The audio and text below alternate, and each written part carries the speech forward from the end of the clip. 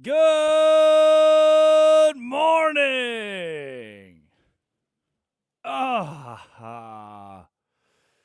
Yeah. Here we go. Wednesday, January 28th, 6 a.m., 38 seconds on the East Coast. Drake Toll with you, Westwood One Sports, the Westwood One Sports app. This is the Drake Toll Show. Curtis Poindexter runs the board in Santa Monica, California, because that sounds way cooler than Culver City. Addie Bates produces out of Washington, D.C., and magic begins.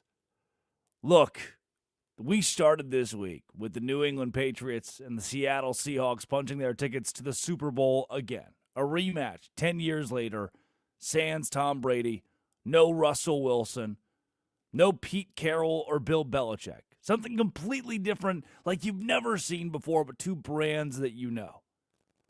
And in the middle of the week, we have strayed so far from the light. Where the storylines in most years would be about the Super Bowl, the biggest game in the world that's coming up in a couple weeks, middle of February. Here in a few Sundays, we'll feel the heat of San Francisco and two teams, the top of the country. But no, not really. Actually, I turned the TV on, and I'm watching all the major networks, and nobody's really talking about the Super Bowl or the teams who are playing. Instead, it is one of the wildest NFL off seasons you could ask for in terms of storylines, and storylines that have gone awry. Coaching searches that have gone awry. Right now, we are looking for 18 offensive coordinators going into next year. 18 organizations will replace their offensive coordinators. And you say, well, yeah, but there were like 10 head coaching vacancies. So surely a good portion of it is due to offensive coordinators being hired as the head coach somewhere else, right? Not really, actually. Everyone's just kind of getting fired. From the Denver Broncos on, we love to fire people this year and overshadow a Super Bowl that a lot of the country says has two teams that do not bring relevance because they don't have Patrick Mahomes at quarterback. They don't have Jalen Hurts at quarterback. They have Drake May and Sam Darnold, who will meet in the Super Bowl. So instead of talking about the Super Bowl, today, I'm in. I've fallen in the trap. I get it. The storylines across this league, the cinema across this league is different. 310-840-4910. 310-840-4910. The Drake Toll Show with you.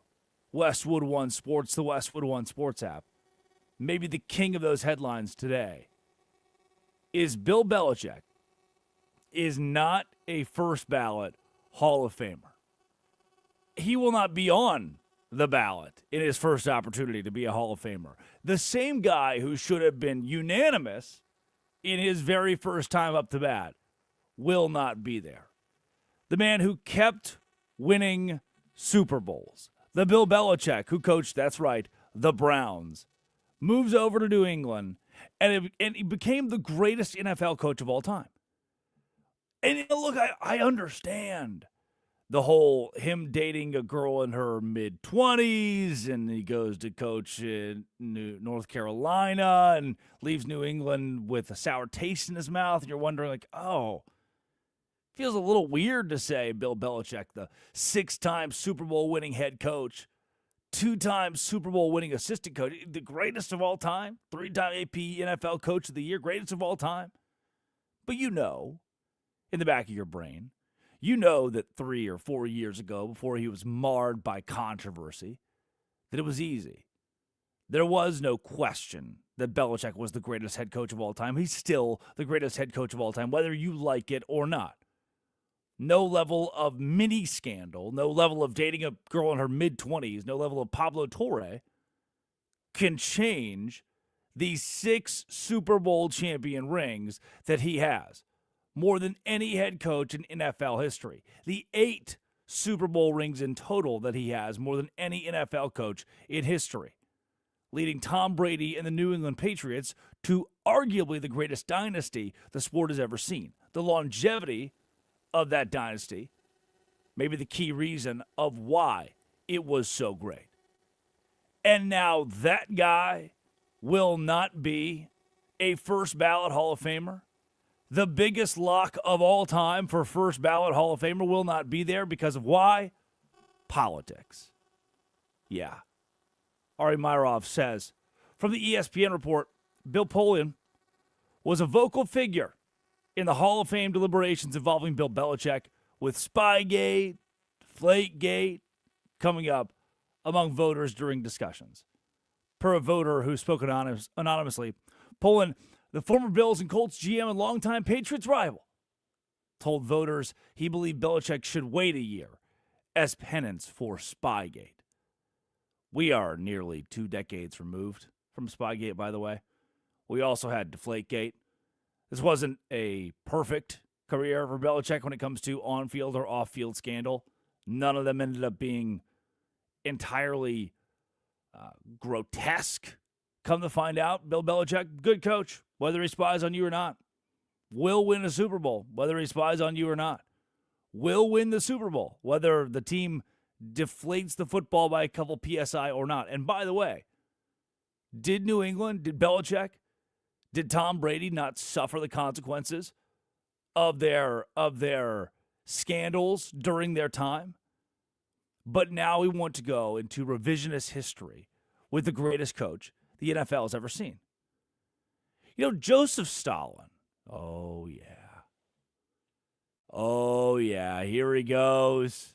Drake Toll on the Drake Toll Show opens it up, and he's mentioning Joseph Stalin already. Buckle up. Get ready.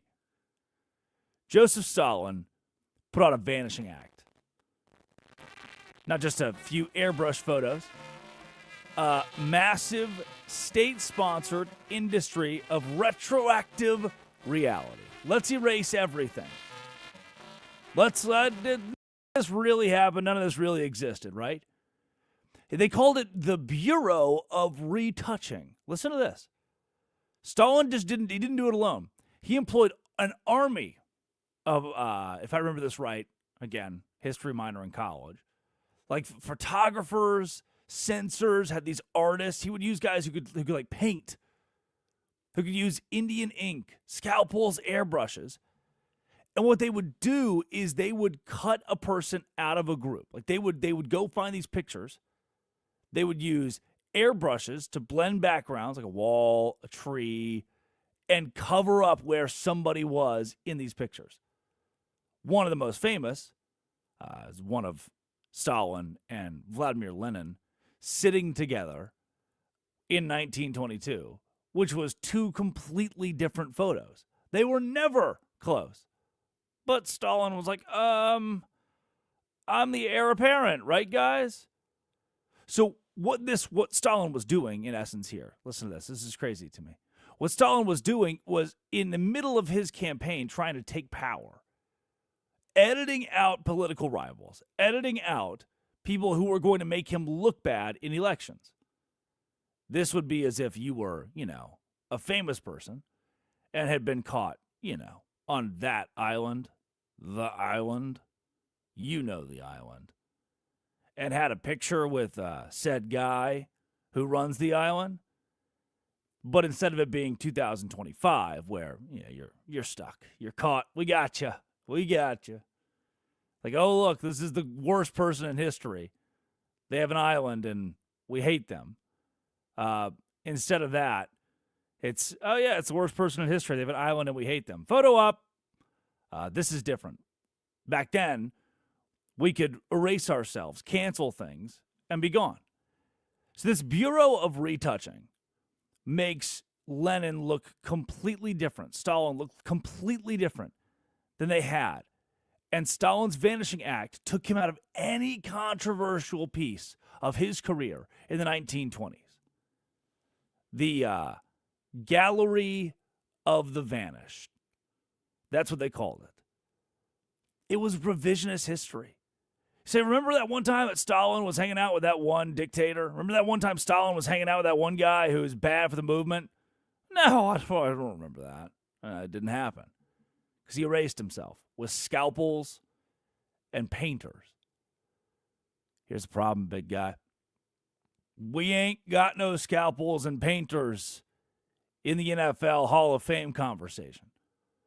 We don't have AI Photoshop ready to go in the NFL Hall of Fame conversation to tell you that Bill Belichick, the greatest to ever do it, should not be a Hall of Famer.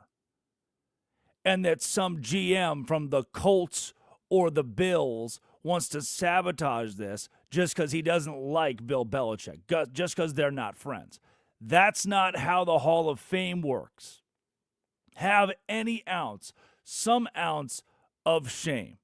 4 different sources told ESPN, 4 different sources, that this Hall of Fame first ballot nonsense is because on the inside there were multiple voices that said, for any given reason, maybe because he's dating a 20-some-odd-year-old, maybe because he's falling flat on his face as a college head coach, maybe because he was deposed at the end of his Patriots career, we shouldn't allow him to be a Hall of Famer. If not, that's the question today. That's the question today. My personal phone number, you can call me and be on the show. 310-840-4910. 310-840-4910. If not, who? If not Bill Belichick, who? Then who? What else is there? What else do you have to do? What else do you have to do? The Hall of Fame had to call Belichick yesterday and say, hey, sorry. Yeah, our bad. We're not going to be able to let you into the Hall of Fame right now. Oops. Several sources close to Belichick described him as puzzled, disappointed by an inability to secure at least 80% of Hall of Fame committee members. You have to be voted in to the ballot by 40 of 50 of the Hall of Fame committee members. And what a stupid, spineless, gross, silly joke of a committee for leaving this guy off. Allegedly, Belichick asked, 6 Super Bowls isn't enough. 6 Super Bowls isn't enough. To another associate, what does a guy have to do? Another source close to Belichick says, politics kept him out.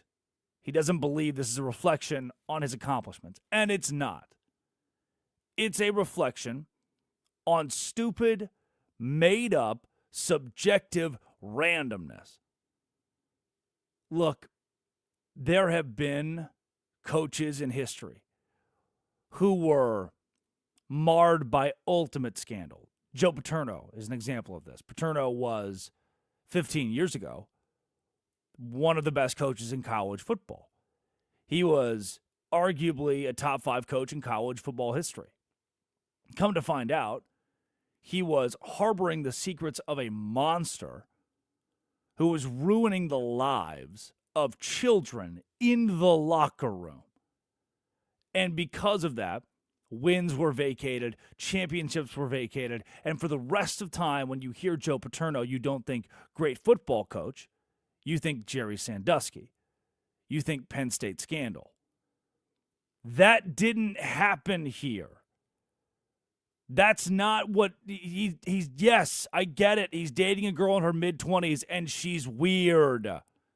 And she's his publicist. She doesn't let him answer all the questions in interviews. Yeah, he got fired by Bob in New England. Yeah, he's in North Carolina and losing. But he didn't do something colossal to fall out of the good graces of the NFL. He didn't do something colossal to fall out of the good graces of the National Football League's Hall of Fame voters, Hall of Fame committee. So I'm not saying that there isn't the existence of something you can do to certainly be excluded from the Hall of Fame, no matter how good you are. There are things you can do. Hello, Joe Paterno. Or we say, yep, you ruined the lives of many young boys. We're not going to let you in here. I can come around on that. But Bill, for Spygate, Deflategate, stuff he's already answered for decades later, for dating a girl in her mid-20s, yeah, it's weird, no doubt. But that same guy, 333 career victories, second all-time. 8 Super Bowls, most all-time. 6 as a head coach, most all-time. Huh. But he can't be a Hall of Famer. He needs to sit out a year because we think he should. Whatever. Coming up, the Buffalo Bills just fell flat on their face. This is not. This is bad. 310-840-4910. Westwood One Sports, the Westwood One Sports app. I'm Drake Toll, and this is the Drake Toll Show.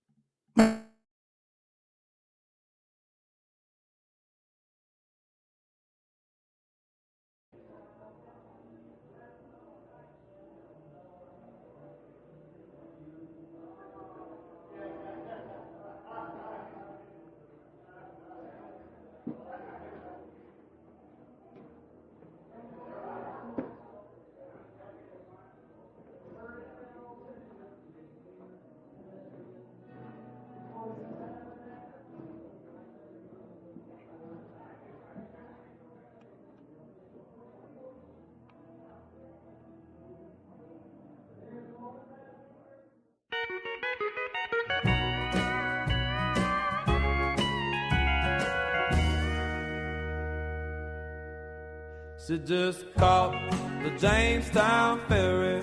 It's not a hot day, January, like she said it'd be if she ever left me.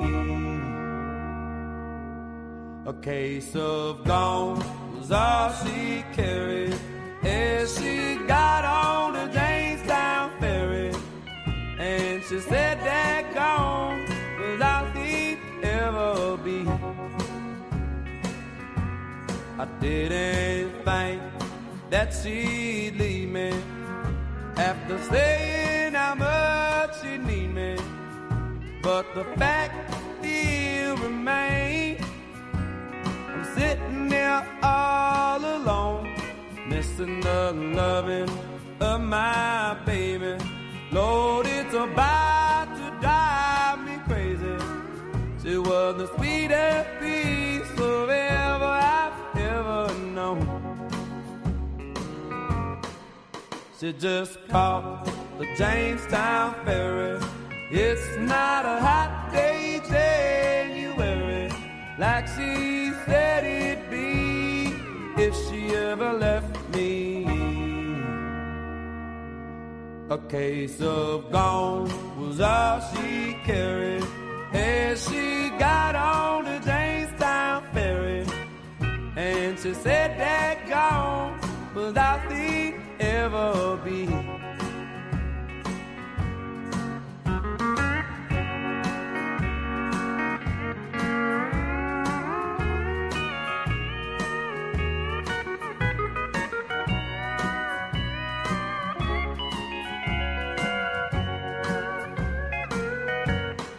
As I walk through that valley of honky-tonks and bars, I remember how she'd hold me, comfort me with talk.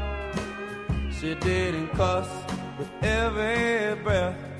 She had a soothing southern drawl, made me feel like a man through it all. She just caught the Jamestown ferry. It's not a hot day, January, like she said it'd be if she ever left me.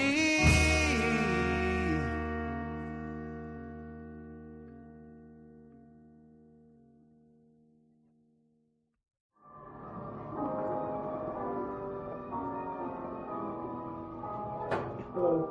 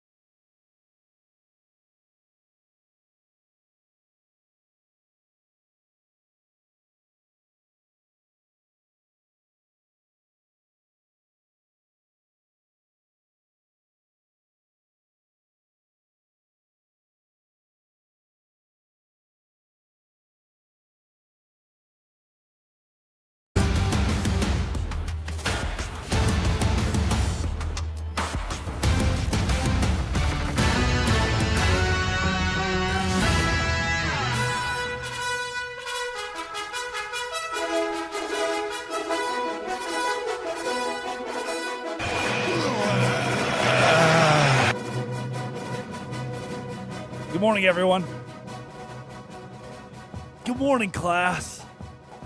Remember what it used to feel like? Oh, gross. When you would wake up, it's been a long time. You haven't had to do this in a long time. Or maybe you're doing it right now. You had to wake up at 6 in the morning, 6:15, 6:30. Go catch the bus. I never liked the bus. The bus was always too hot, always too cold. The kids were weird. Typically back of the bus, you're like, what are the band kids doing back there? Why are their pants down? They're saying words I don't know. You'd head out to school. You get to school, and Stuart Little would be playing on the big screen because it's 7:25. School doesn't start till 7:45. This is, like elementary, middle school level. And you go off to class. You waddle off to class. Backpack on, locker. Remember that? That was life was simple, but just the getting up to go to school thing every day, the monotony. Ugh. Then for some of you in this great country, today you don't have to do that. Because Mother Nature this weekend decided to dump as much snow as physically possible all over you with the ice and all of the stuff. Sometimes I get up in the morning and I feel that again. I'm like, But the best part of my day every day was listening to the radio. We would get up. Most days, Dad would be able to drive me to school on the way to work. One little road. 2 lanes. 7 miles from our house to school. He'd drop me off. You'd sit in line behind a ton of people just trying to get there. Drop you off. Good to go. There's one McDonald's in the town. If you're really, really lucky, it'd be a McDonald's day, and we'd stop and we'd get a sausage McMuffin or a McGriddle. We'd listen to the radio. We'd listen to talk radio. We didn't do Spotify. It wasn't, all right, what song today, kids? It was let's listen to talk radio, where they're talking about sports sometimes. They're talking about whatever they want to, and then sports intermittently. That's what it felt like, but it was perfect. It was right. That's what I hope that we have here today, you and myself, as you go to school or don't, or haven't been to school in 40 years, haven't felt that existential dread, questioning who you are because you have to go to your 8 a.m. history class, which I liked. And now here we are, the Drake Toll Show, Westwood One Sports, the Westwood One Sports app. On a day like Wednesday, January 28th, where Bill Belichick will not be a first-ballot Hall of Famer. The guy who – and look, if this is bad for anybody, it's bad for the committee. Obviously, it sucks for Belichick. He'll get in next year. Just don't die. It's bad for the committee. It shows that this is a joke. This whole thing, this whole process is a joke. You're all a bunch of words that I cannot say on national radio due to the FCC. And that's all you will go down as now how we view some of these polls. Like, people look at the AP poll in college football and they're like, oh, these silly writers, Notre Dame can beat Navy by 35 and then still be ranked below Navy by some of these people because they don't really all have to watch the games. There's not we don't force you to watch anything as an AP poll voter. And now as an NFL Hall of Fame committee member, America's questioning what you actually do, what your real job is, because you failed, royally failed. Addie Bates, producer of the Drake Toll Show. Curtis Poindexter runs the board in Santa Monica, California, because it's cooler than Culver City. Addie, do you think scandal, depending on the scandal, by the way, should ever keep you out of the Hall of Fame? Yes, I do think there are Good. certain scandals that, let's say, like, if you're in prison, if you're in jail, Yeah. you probably shouldn't be in the Hall of Fame for anything. What if it's like tax fraud? Like, I though? feel like, man, Like, if Bill Belichick committed tax I fraud, mean- and goes to prison for 6 months, I still think Martha Stewart treatment, he's a Hall of Famer. yeah, government has enough money. Like, Right. But if Bill Belichick killed someone, yeah, you don't get to be a Hall of Famer. yeah, I think if what you're doing is like physically mentally kind of like harming other people. I'm not talking about now. I know you could say like, oh, the other players like Deflategate. Yes, they were, but he was also he's a Hall of Fame coach. I know during the break I talked about Jose Altuve. A lot of people say, well, when he's eligible, he shouldn't be in the Hall of Fame because of 2017. Disregarding 2018 through 2022, all of those numbers.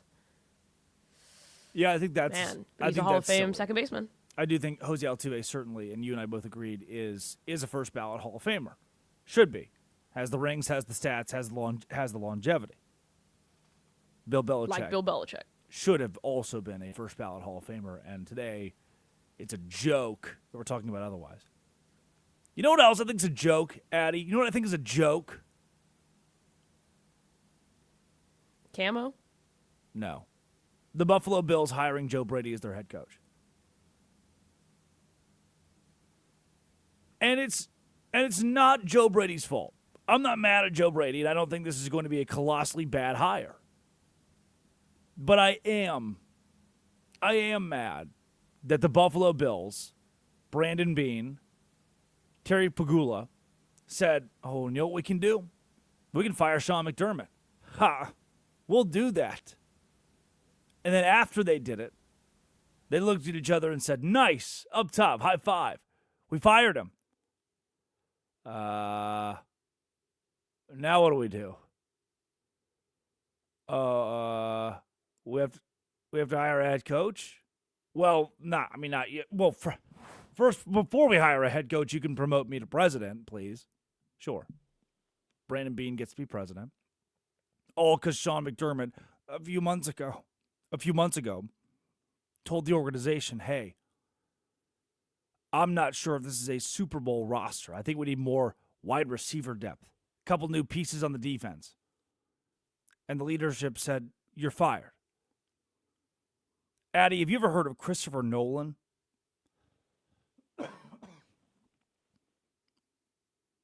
I'll take that as a yes. Christopher Nolan, Warner Brothers. I've heard of him. Thank you, Curtis. Ultimate corporate. It's not me, it's you. Breakup. Curtis, where were you when he was fired? Do you remember this? Do you know anything about this? No, I don't. Okay. So, Warner Brothers, a few years ago, effectively fired Christopher Nolan. He wasn't technically, like, traditionally fired. I mean, he's a director. You're not full-time salary with these people. But Warner Brothers made a series of moves and essentially fired the relationship. They're like, we'll move enough pieces here that we're just going to cut ties with Christopher Nolan, end the 20-year relationship, and end a relationship with the only director they had who could guarantee them a $1 billion original blockbuster. Nolan would do it once every couple of years. They'd make $1 billion because Christopher Nolan was that good. And it has become one of, if not the most expensive blunders in Hollywood history. 2021, Jason Kilar, CEO of Warner Media, announced Project Popcorn. He moved the studio's entire slate to HBO Max simultaneously with the theaters. Didn't tell Christopher Nolan. Didn't tell any directors. And Nolan said, I don't want to go to HBO Max. You did this knowing it would make me so upset that I probably wouldn't work here anymore. I would probably quit. I'm like, yeah, so what? We're bigger than you. We don't need Christopher Nolan. Nolan, big defender of theater, not a huge HBO Max guy, goes scorched earth. Scorched earth, he calls HBO Max the worst streaming service, walks away from his home of 2 decades, Warner Brothers, and says, I'm done.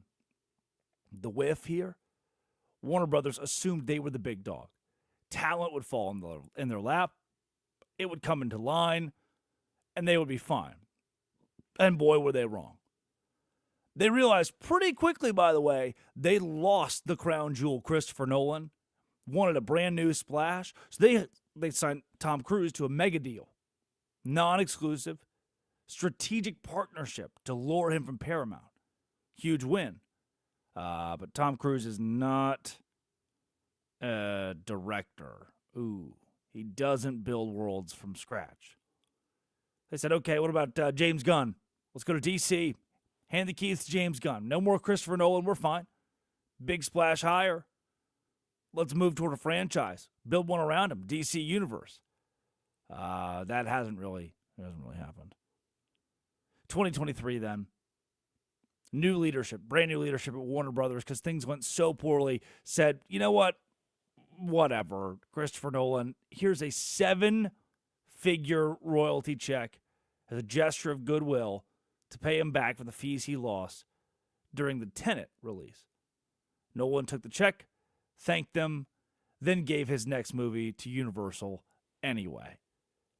The Odyssey. The Odyssey. As of January 2026, the replacement failure is complete. Universal will release in July Christopher Nolan's Odyssey, $250 million project. And Warner Brothers executives sit idle wondering, well, why did we let him get away? They've underperformed over and over with sequel after sequel. Meanwhile, Universal has Matt Damon, Tom Holland, Anne Hathaway, Christopher Nolan. The same guy who did Oppenheimer. In response to, okay, you don't want me? You want to fire me? Fine. Now, I'm not saying Sean McDermott is Christopher Nolan. He's not a top 3 human being alive at his craft. Except for maybe he is. Oh, maybe he kind of is. Elite level winning in the regular season. Won games in the postseason, no doubt. Could at least get you to the AFC Championship game. Struggled to get over the hump, for sure, against the officials or Patrick Mahomes or these late game weird things that would happen in the Bills' postseason contests. And leadership said, goodbye, Christopher Nolan. Goodbye, Sean McDermott. We don't want you to coach here anymore. You're fired. But they didn't have a backup option. Everyone I talked to said, if you're going to make this move, if you're going to fire the guy who has gotten you there 9 years in a row, the guy who helped build your draft pick, Josh Allen, who a lot of people didn't like in Buffalo, that coach who helped build that, and I get it, he's not this offensive genius and guru, but you'll have to remember that there are great quarterbacks, solid quarterbacks, strong quarterbacks, hello Sam Darnold, hello Geno Smith, that come on the scene 7 years later and are good, and you realize, oh, they were just in a bad system. They were just in a bad organization, a bad franchise. The Bills didn't have to deal with that when it comes to Josh Allen because Sean McDermott's culture, because of what Sean McDermott built. But they fired him without a plan, and you know who they landed on? Sir, I think we're going to have to hire Sean McDermott's top assistant. What? Yeah, I think we're going to have to fire Sean McDermott and just hire one of his assistants. Well, but no, if we're going to fire him, we must make a splash. We've got to make it worth it. Yeah, I'm sorry. We're going to have to hire Joe Brady. That's what you wanted to do? That's what this was supposed to be? Throw up in my mouth. I can say that, I think. The FCC they'll allow that today. This is not the way the Bills wanted it to go. It's not the way it was supposed to go. And yet again, the leadership of that organization looks stupid. They look silly. The owner who says, yeah, it wasn't Brandon Beane who wanted Keon Coleman. And then a Keon Coleman draft process with Brandon Beane's fingerprints all over it. Him on Hard Knocks saying, I need Keon Coleman. A total embarrassment. And Buffalo deserves better. When we come back. Plenty more to get to in the coaching carousel. And it's time for our biggest losers of the day. 310-840-4910. 310-840-4910. Ethos Life. Easy way to get life insurance in 10 minutes. Ethos Life, up to $3 million in coverage. $3 million in coverage. No medical exam, just a few health questions. Get your free quote at checkethos.com. Not available in all states. Checkethos.com. This is The Drake Toll Show.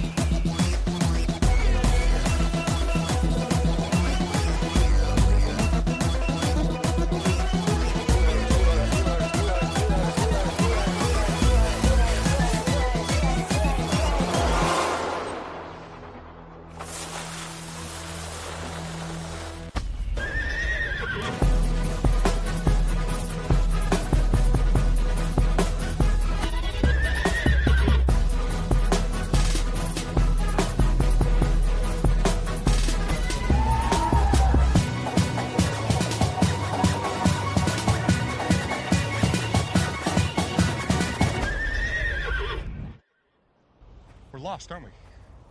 Could be worse. How could this be worse? This is worse.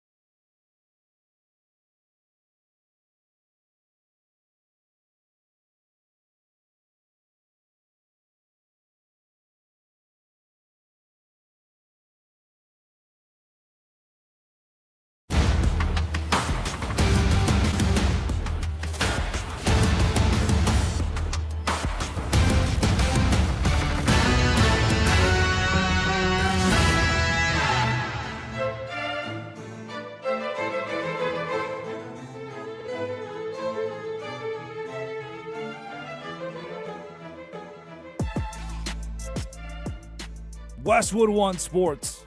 The Westwood One Sports app. Addie Bates. Curtis Poindexter. The Drake Toll Show. Yeah! Addie, remember that one time last week where I got sick? Yes, I think I remember when you got sick and you were out for you were out of it for like a week. I was out of it for a week. I was out of the show for 2 days. Shout out John Lund, the consummate professional. Remember when you were sick that one time too?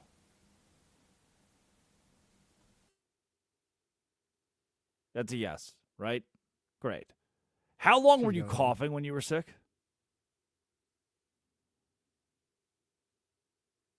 Too long.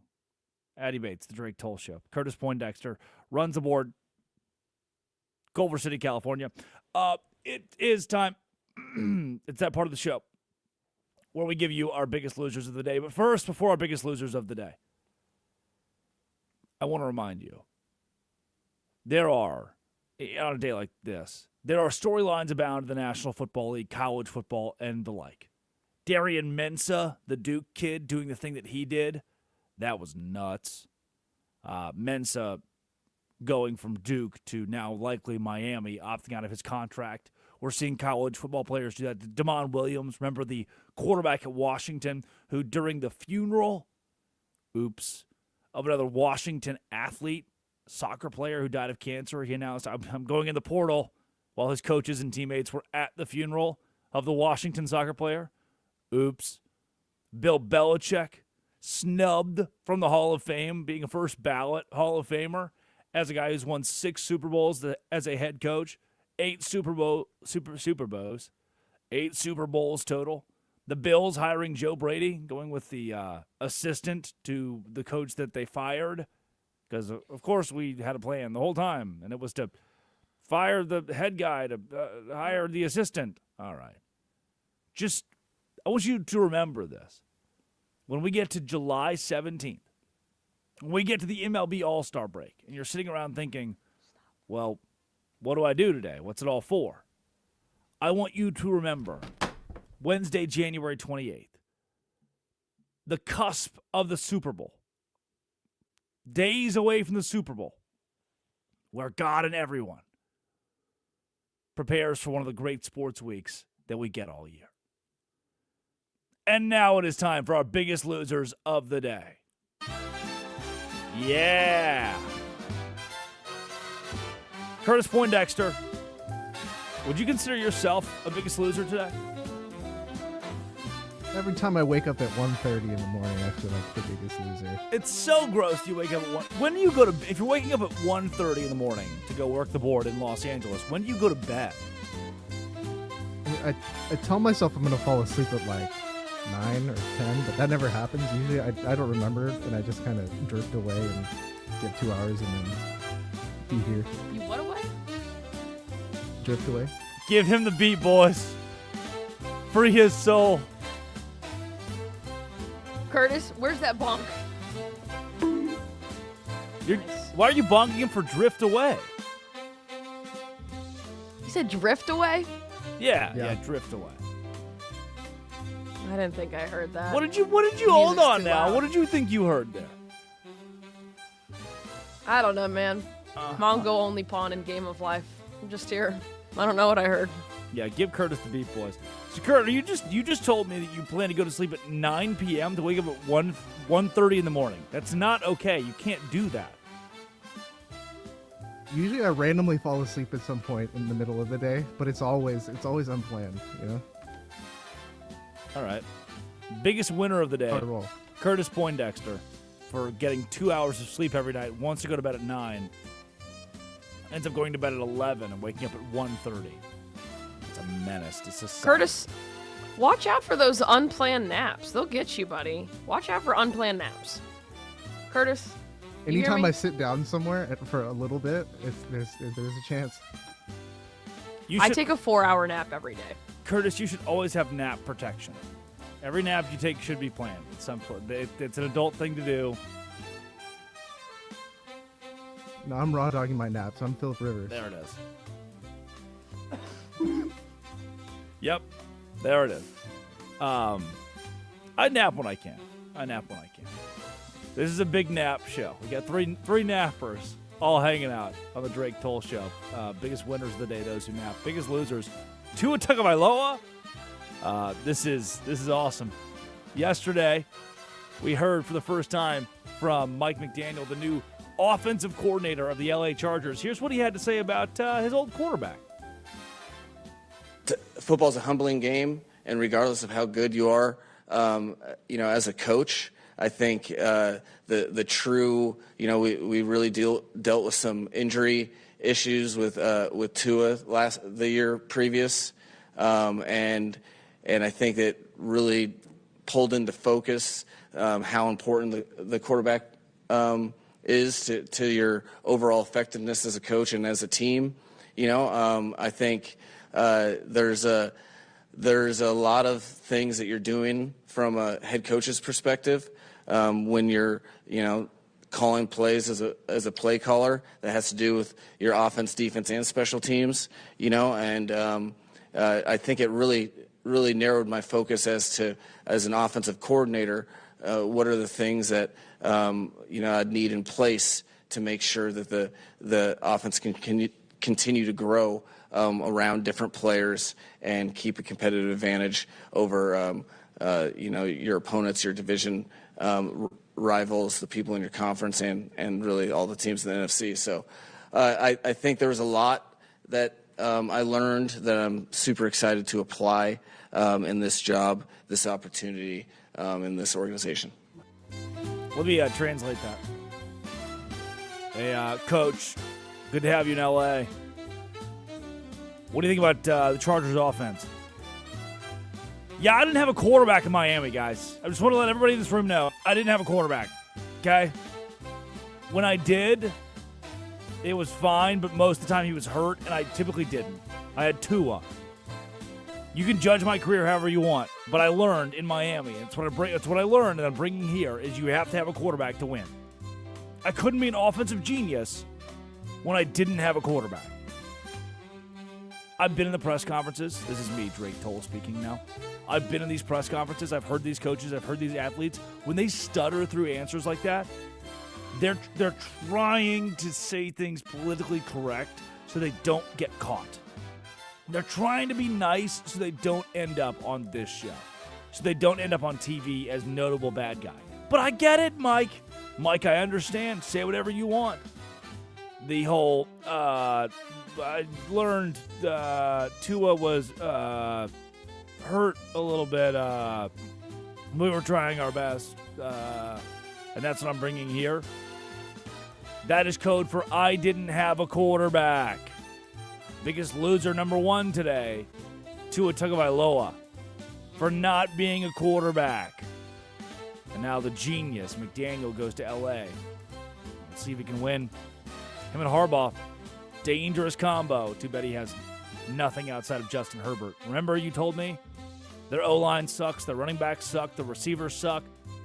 Herbert's the only good thing there. I guess we'll see. Second biggest loser, Hall of Fame voters. If you know someone who's on the NFL Hall of Fame committee, they're your aunt, they're your dad, they're your cousin, your grandpa. You work around them, you work with them. They are harboring terrible, awful, horrendous secrets. They are bad people at their core. They're not good human beings. You're like, well, it's my grandma. No, she was your grandma. Now she's a threat to society. Tommy Beer tweets, all the journalists who criticized the reporter in Jacksonville for being unprofessional better also call out the clowns who didn't vote for Bill Belichick. You shouldn't be in the profession if you don't know that Belichick is a Hall of Famer. Correct. You should hang it up, quit your job. You should not be on the committee that decides the NFL Hall of Famers if you're not putting the 8-time Super Bowl champion Bill Belichick in that conversation. 2 minutes. The guy with 6 rings as a head coach. The guy who built the New England Patriots, Tom Brady, one of the great dynasties, the greatest dynasty we have ever seen in sports.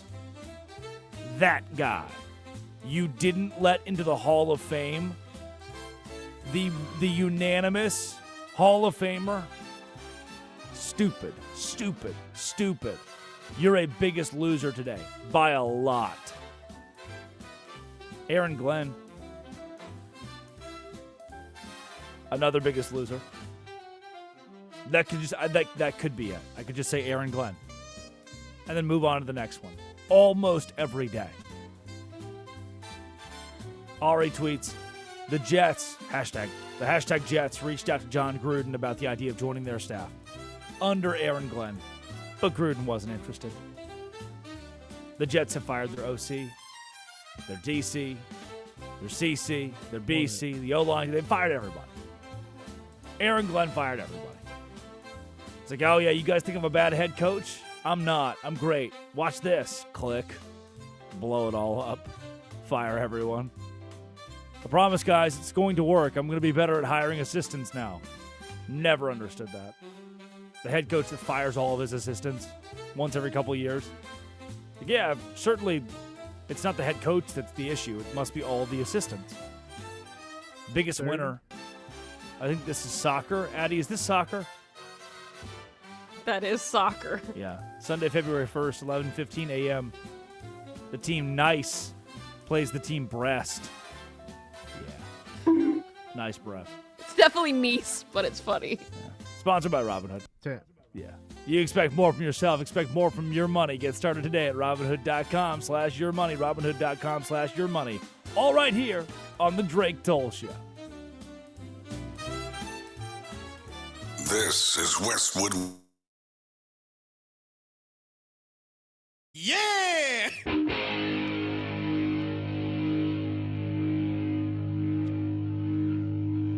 Kick it!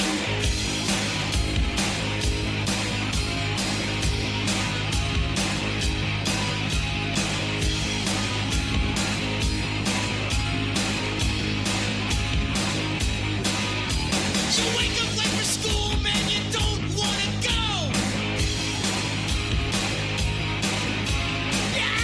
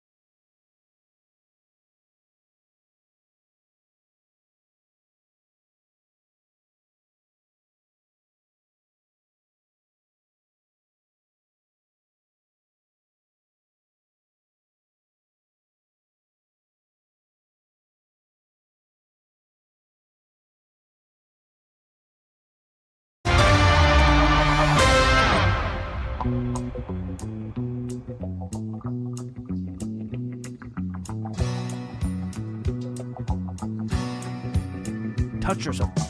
Somebody's knocking, should I let him in? Lord, it's the devil, would you look at him? I've heard about him, but I never dreamed he'd have blue eyes and blue jeans. Well, somebody's talking, he's whispering to me. Yeah. Your place and my place, well, which will it be? I'm getting weaker and The he's Drake Toll coming Show. on strong. But I don't wanna go wrong. Terry Gibbs. Must have tapped my telephone line. All right, Addie, you ready for this? Know I'm spending my time alone. Terry Gibbs, What's up? singer of that song, Somebody's Knocking. Blind or unblind? I knew that. No, he's blind. I knew that. Well, did you know that Terry Gibbs is a she? You know how it is. If my aunt had male I parts, did not she'd be know mine. that. I knew blind. I did know Terry Gibbs was blind. Way you just did that. No way you knew the deep cut of blind versus not blind. But Well, 'cause it's funny 'cause, like, when I misgendered was Terry younger- Gibbs. Sorry, guys. If your name is Terry, No, sorry, girls. you know. Sorry, girls, not sorry, guys. Guys is like what I say. Come on now. Guys is what I say as like a whole, you know? Sorry, y'all. I'll say that because I'm also from the South. I did know that she was blind because it's also like Ronnie Millsap has a song that Yes. goes like, "There's a stranger in my house, somebody there that I can't see," and I'm like, "Well, Ronnie, that's because you're blind. That's a good point. It's Ronnie's- probably just you. Ronnie's It's just got your shadow." a really good. Ronnie walked into a wall. Yes. Ronnie Millsap is blind. Doc Watson was blind. Come on, Curtis. Name somebody that was blind. Not Helen Keller. Stevie Wonder. I was gonna say Stevie Wonder's the other easy one, yeah. I still am not completely on board with the Stevie Wonder thing. I think Shaq tells When a I really- was younger, there used to be yeah. an Instagram account that was called like Stevie Wonder Official, and it would be like hanging out with my kids, and it was just like a black screen. Yeah. You making fun of the disabled over there? I did not make that. I said somebody else did. Yeah. I think Shaq tells a really harrowing story of Stevie Wonder driving a car with him in the vehicle. There are also the videos of microphone stands falling and Stevie Wonder catching them as they fell. So maybe a matter of like how blind is Stevie Wonder? That is the question of the day. Are you making fun of the disabled? Are you questioning his disability? I'm not. There is just some evidence to the contrary of like Stevie Wonder being completely like how blind is Stevie Wonder is the question. And I think that's maybe it's you know, a bit of a personal thing to ask. But I'm asking it today. Ronnie Millsap was blind. Dead or alive, Ronnie Millsap. I don't think he's still with us. Oh, that's a good question. You're the producer. You're No, supposed he to is know still things. with us. Wow, you killed him. You Dang. killed him, and he's still alive. That's not good, man. I can't believe it. He's listening in North Carolina as we speak with all the snow. Huh. North Carolinian. Ronnie Millsap. Good to know. North Houston. Kakalaki. Yep. Good stuff, Curtis. That's the game that we play every Wednesday. Wow. Blind or not blind. We name someone and determine whether or not they're blind. And that is the case today for Ronnie Millsap. Helen Keller. Ooh, that's a tough one. Helen Keller's toss-up. It is time, good segue, to actually kill people. It is our obituaries. Who died today in sports? Pittsburgh Steelers fans that want Aaron Rodgers gone, you are dead. Here is what Mike McCarthy had to say about Aaron Rodgers' possible return to Pittsburgh. Mike, Tim Benz over here from Trib Live. Question, 1 minute. football one for you. I'm not asking this from any other perspective except your own personal preference. In your best case scenario, do you want Aaron Rodgers back as your quarterback next year? That's nice the way he asked that, right? That was slick. But I mean, definitely. I mean, I don't see why you wouldn't. But I think just like anything, knowing Aaron long enough, going through seasons, I think when players, to see Mel Blunt here, I mean, when guys are up at that stage of their career, they need to step away and decompress. I think that's very important. The game is so emotional, what these men commit to and what they put into it. I think that time away is important, and I have spoken to Aaron, and so that's really where we are there. I was able to sit back and watch the games. I watched most of the Pittsburgh games on TV, and I thought he was a great asset for the team. Yeah, I mean, if you're a Steelers fan and you want a young quarterback, if you're a Steelers fan and you want a franchise quarterback, I'm not sure if you're getting that right now. Aaron Rodgers is going to go invent a new drug, allegedly, of his choice, and from there, figure out his future. And whether or not he'll play for his old head coach, Mike McCarthy, who won a Super Bowl as Rodgers' head man in Green Bay. Also dead today, the Arizona Cardinals. We just haven't talked a lot at all about the Cardinals. In the last 5 weeks of this show, first 5 weeks of this show, Diana Rossini tweets, "This flew under the radar." I mean, like, yeah. Diana, most things with the Cardinals have flown under the radar. They have been the least eventful franchise of this entire carousel. And I don't feel bad. I'm not apologizing here. What do you want me to say? Hey, it's another day. The Cardinals have yet again done nothing. Hey, here we go. January 28th, the Cardinals still haven't moved. We are obituarying them for a reason. They are dead. The Arizona Cardinals, per Diana, interviewed former Carolina Panthers and Washington Commanders head coach Ron Rivera in person for head coaching vacancy per a source. Rivera currently serves as the general manager for Cal football. You know what? Whatever, man. If it probably wasn't a real interview. They probably aren't really looking for Ron Rivera to be the next head coach of the Cardinals. But credit to you for at least interviewing somebody. And credit to you for having less people turn you down than the Cleveland Browns to this point. The Browns are still the biggest embarrassment of anybody and everybody involved in this whole thing. But man, the Cardinals have been an afterthought. Final obituary. The idea that winter is better than summer.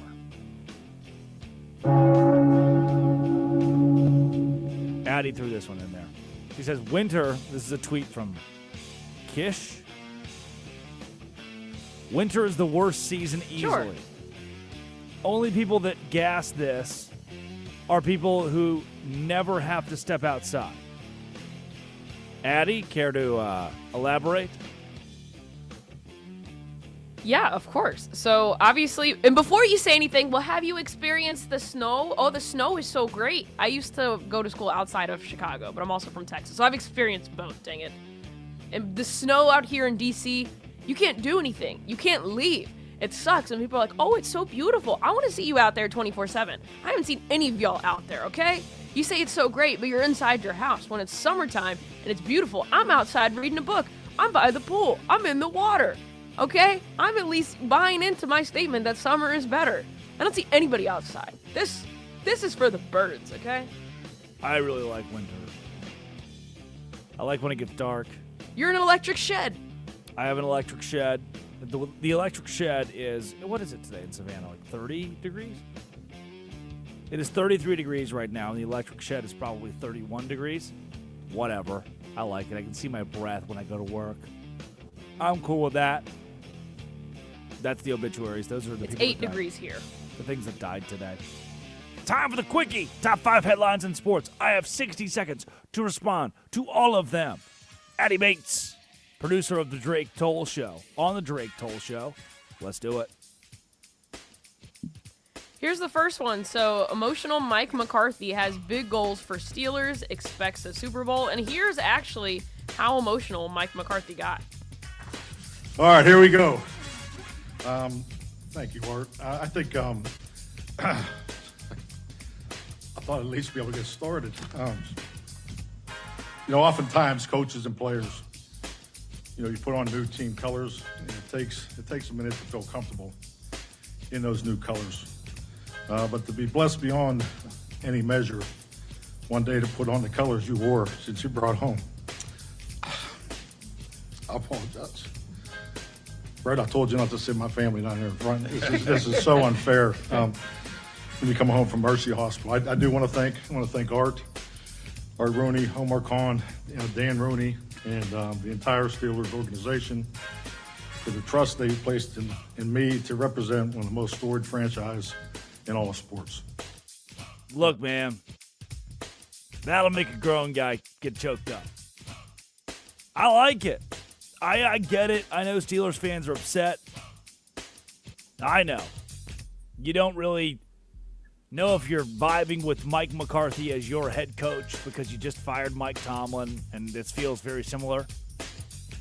But I get the going home thing. It's cool for him. Will it work? Probably not.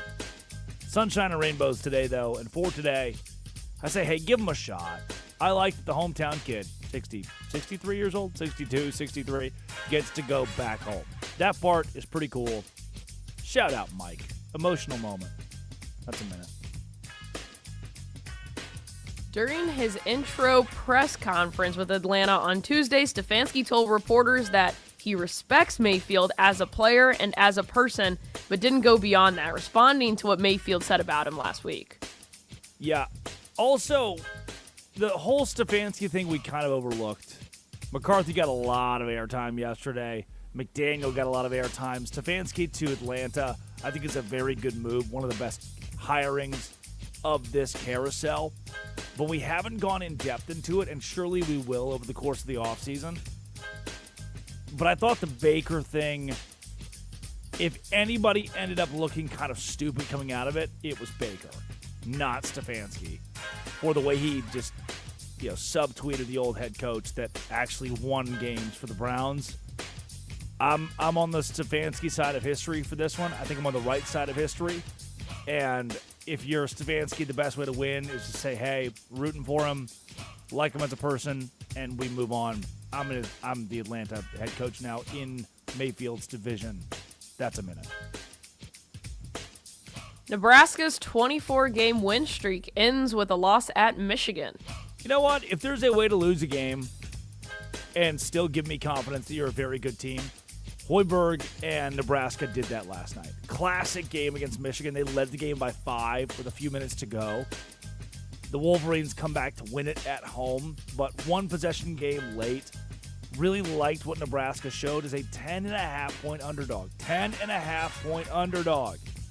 And Nebraska still gets the win. Impressive. I think this is the first year that Nebraska wins an NCAA tournament game since like 1971, which is nuts. But I do have the confidence that they are that good and deserving of a top 10 ranking. The Broncos fire their offensive coordinator, Joe Lombardi, after AFC title game loss. This one was really surprising.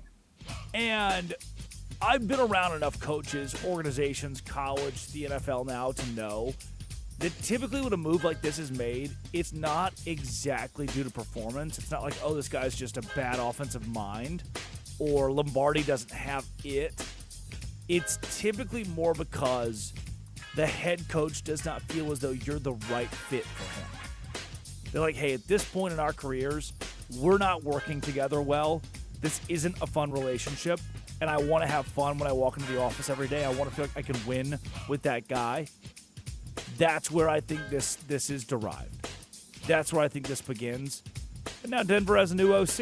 I mean, everybody's firing their OC right now. It's the popular thing to do. 18 teams will replace their offensive coordinators. It's a lot. That's over half the league. So, Denver's just stepping in line. A minute. Per reports, MLB pushes back trade deadline for 2026 season. Date and time announced in August. So it'll be August 3rd. Last year it was July 31st. Yeah, I've been telling people they should move this back 3 days.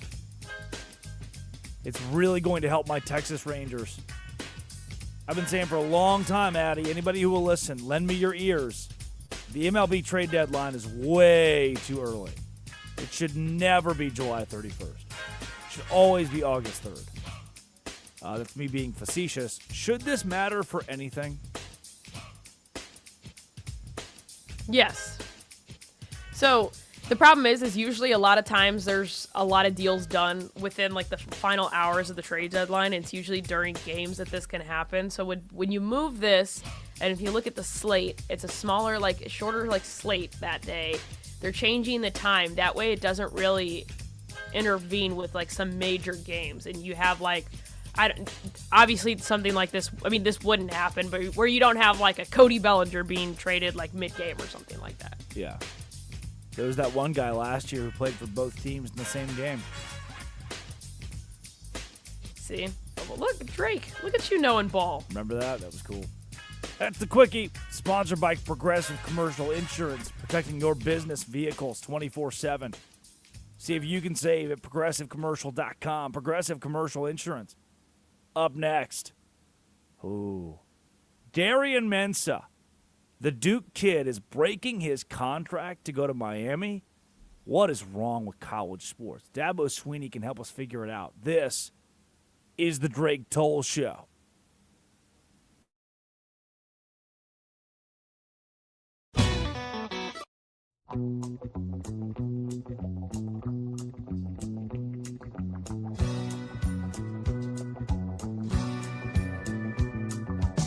Somebody's knocking, should I let him in? Lord, it's the devil, would you look at him? I've heard about him, but I never dreamed he'd have blue eyes and blue jeans. Well, somebody's talking, he's whispering to me. Your place and my place, well, which will it be? I'm getting weaker and he's coming on strong, but I don't wanna go wrong.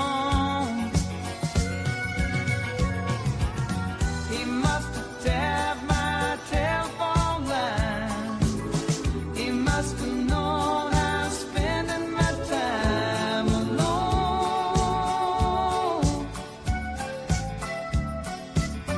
He says we'll have one heavenly night.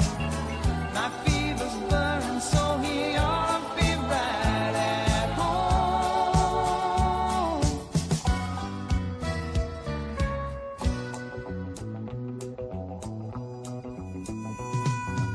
Somebody's knocking, should I let him in?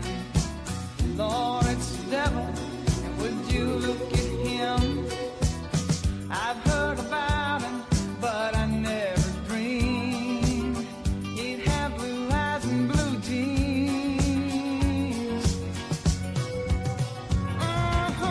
He must have tapped my telephone line.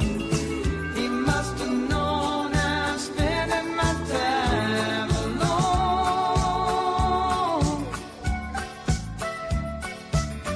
He says we'll have one heavenly night. My fever's burning, so he ought to be right at home.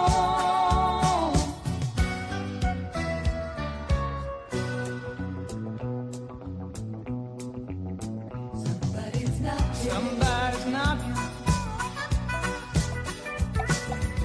Somebody's knocking.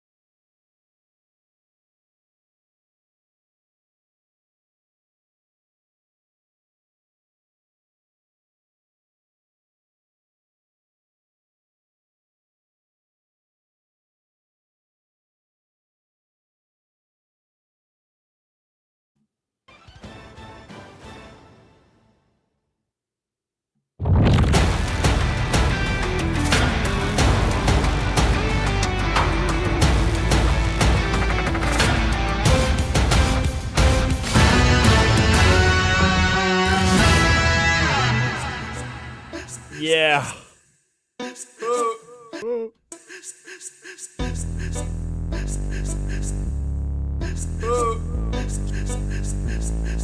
Welcome back. The Drake Toll Show. A staple. You know what? I thought about it yesterday, Curtis. Like, we have rejoins that play every day. Everything in the middle of the hour stays the same. Top of the hour changes. And we can, like, this could be a rejoin. I can just add that. Whoa. Hey-oh. I'm just going to find a cleaner version because, like, within the next 12 seconds of the song, he's going to say some of the most heinous stuff you've ever heard in music before. You mean like... I don't know, Jim. There it is. See, he's about to just go nuts on this song, and it's a good tune. Good Curtis, track. pot it down. Addie, I asked you this question earlier. I think you were in the bathroom. You were sick, right? I never left. Remember when you were sick? Yes, I remember when I was sick. How long did your cough last? 2 weeks, and that was with me going to urgent care and getting the right medication. Oh, are you saying I didn't have the right medication? Well, I know that you said you were going to go to urgent care because you had 102-degree fever, then never did it. Because you were like, it's too late to do that. It's too late. It was too late. I was told by various mentors, people that I value, they're like, yeah, at this point, Tamiflu probably won't be able to do much for you. You're just either going to live or die. Do you think... Did they also tell you, like, ivermectin was what's going to help you? I did eat a lot of ivermectin. I have an ivermectin tree in my backyard, and I boil the leaves and make ivermectin tea out of it. And then I feed it to the local neighborhood horses as well. They all seemed to really like it.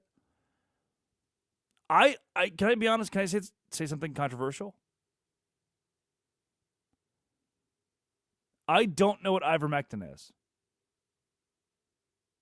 Do you? Okay, I can't hear you. I don't. Peace and love. Thanks, Curtis. Good to see you. Bye, Addie. She's back in the bathroom. There she goes again. Nice. In the meantime, the Drake Toll Show. Westwood One, Westwood One Sports. Blame Curtis. There she is. Blame me.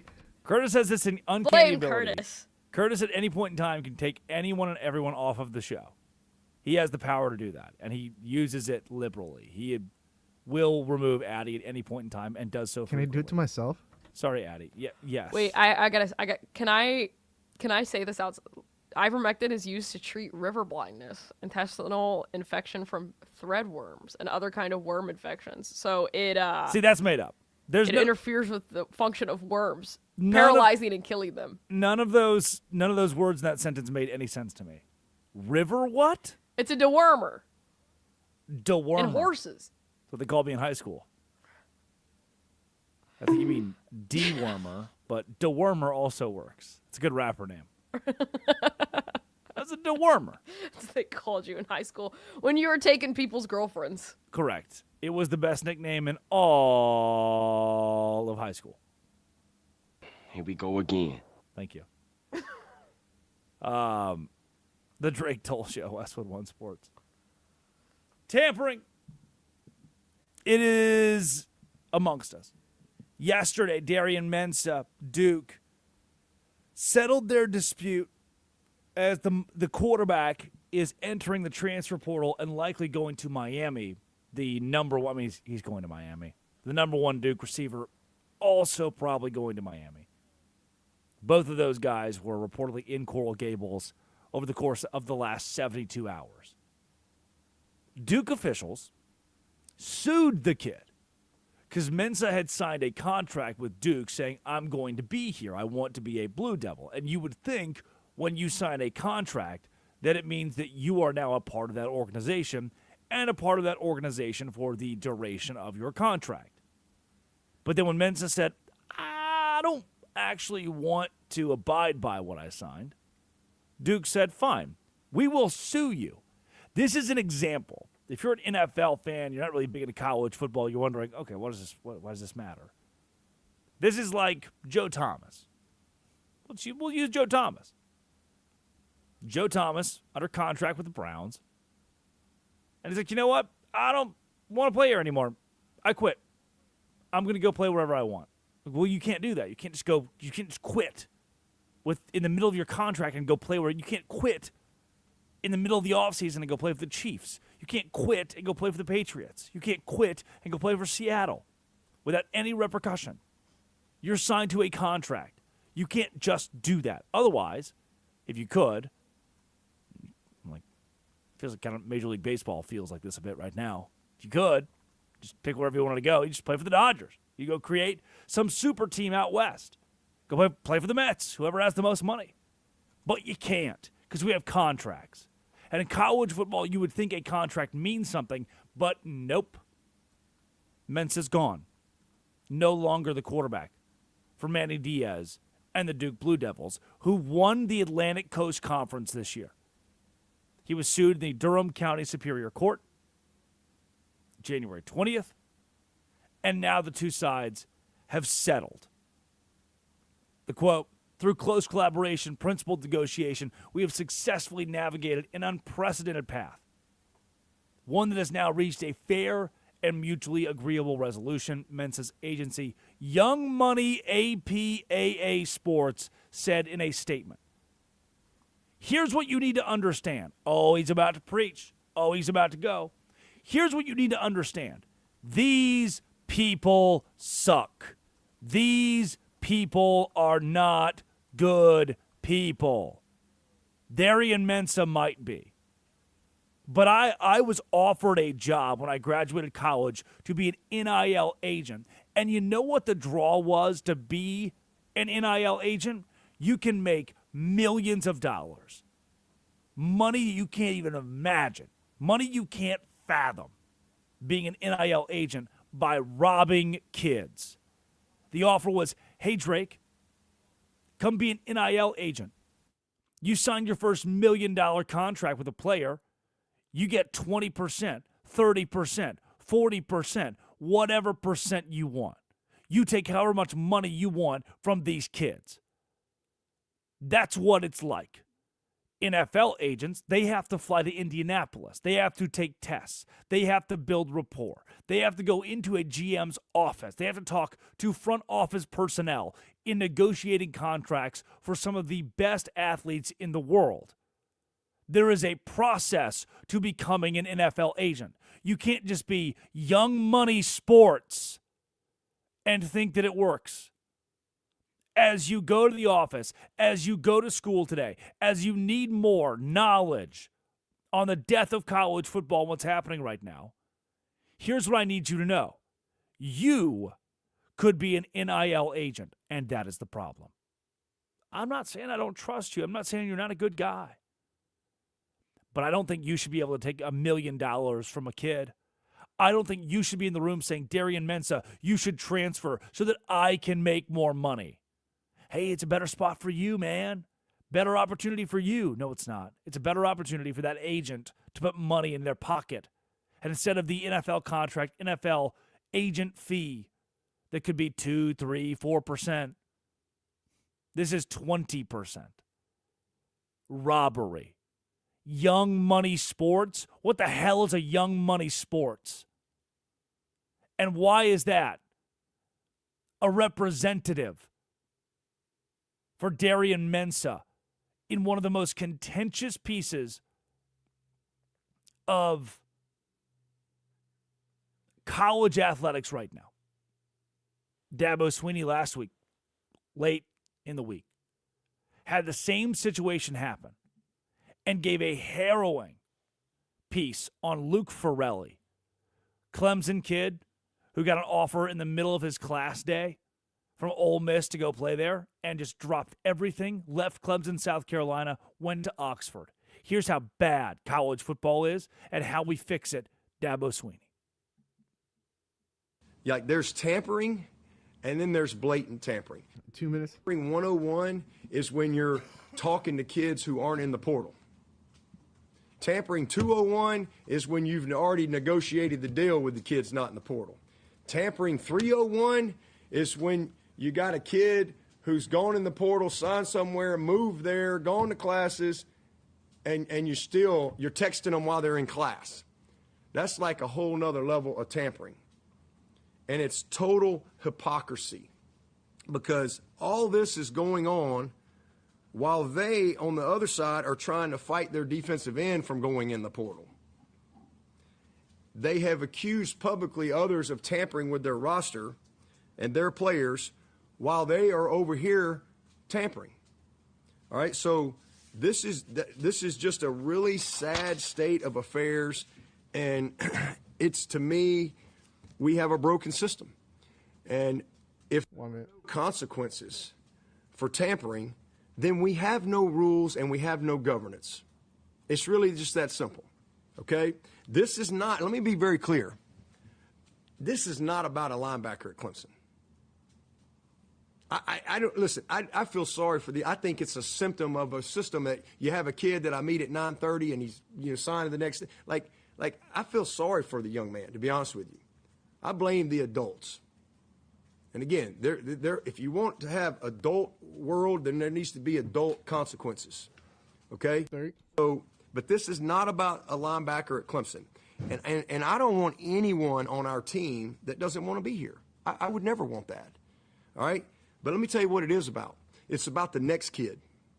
And it's about the next kid. And it's about the message that is being sent if this blatant tampering is allowed to happen without any consequences. This is about protecting our program. This is about college football. That's what this is about. Really good stuff from Dabo Sweeney. And I like that he said, hey, this isn't about it's not about Clemson. It's not about our linebacker, Luke Farrelly. This is about college football, what's happening right now. That Mensah can be under contract at Duke. That Joe Thomas can be under contract with the Cleveland Browns. And then Miami, the U can call. And Mensah says, oh, I'm going to go there. The Seattle Seahawks can call. And Joe says, oh, I'm just going to go there. That can't happen. Happened at Clemson with Farrelly. Happened to a kid who was in class when he got a text from Pete Golding, allegedly, the Ole Miss head coach, that said, please, come play for me. What's your buyout? How much is it worth to you? It's that kid that sets a bad precedent. And I can't blame the 20-year-old. I can't blame the 21-year-old.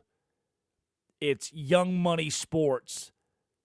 Young Money ASAP Sports, whatever the hell it is.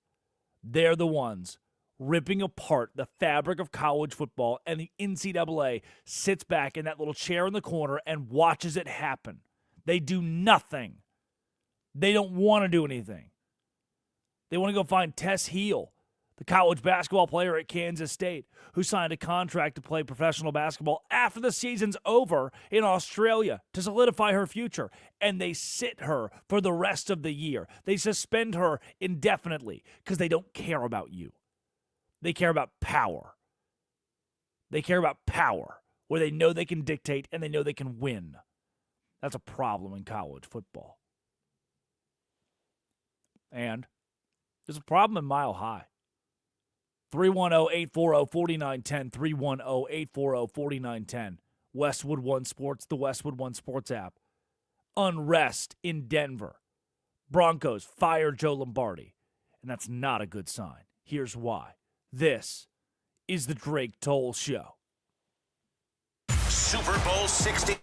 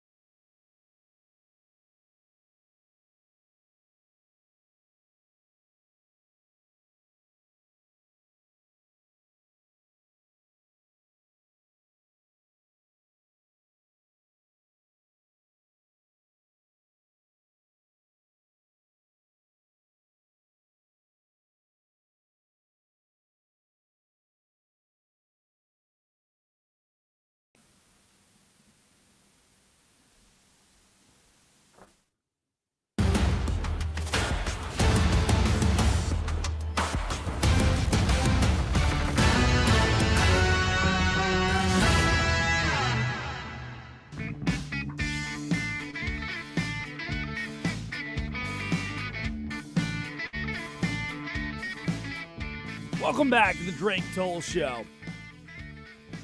Drake Toll with you from the Savannah Bananas organization, Locked On Big 12. It's spring training time, and I know it's 7 degrees, late January, but middle of spring training for Banana Ball. What the hell? Banana Ball's got spring training? The Savannah Bananas are, what? Yeah, man. There are 6 teams total. The Bananas are just one of them, alongside the Texas Tailgaters, the Party Animals, the Firefighters, Indianapolis Clowns, and the Loco Beach Coconuts. This weekend, all kinds of stuff going on in spring training, getting ready for the Banana Ball Championship League that kicks off in February. Pretty awesome. Pretty awesome. In the meantime, sports abound. Addie Bates in Washington, D.C. Curtis Poindexter runs the board in Culver City, California. Hey, yo, Kurt, get your ass in here. What's the, I've been here the whole time. Oh, thanks. What's the temperature out there? Oh man, it's been crazy this way. It's like 55 right now. Whoa. Is that like the coldest it ever gets? And I was like 40 2 days ago. Whoa. That's the Kurt, you coldest it good, got. my man? You chilling? Yeah, I couldn't wear my shorts the other day, so it's rough. It's rough out here. You do wear a short sleeve shirt pretty much every day on this show, and I appreciate that.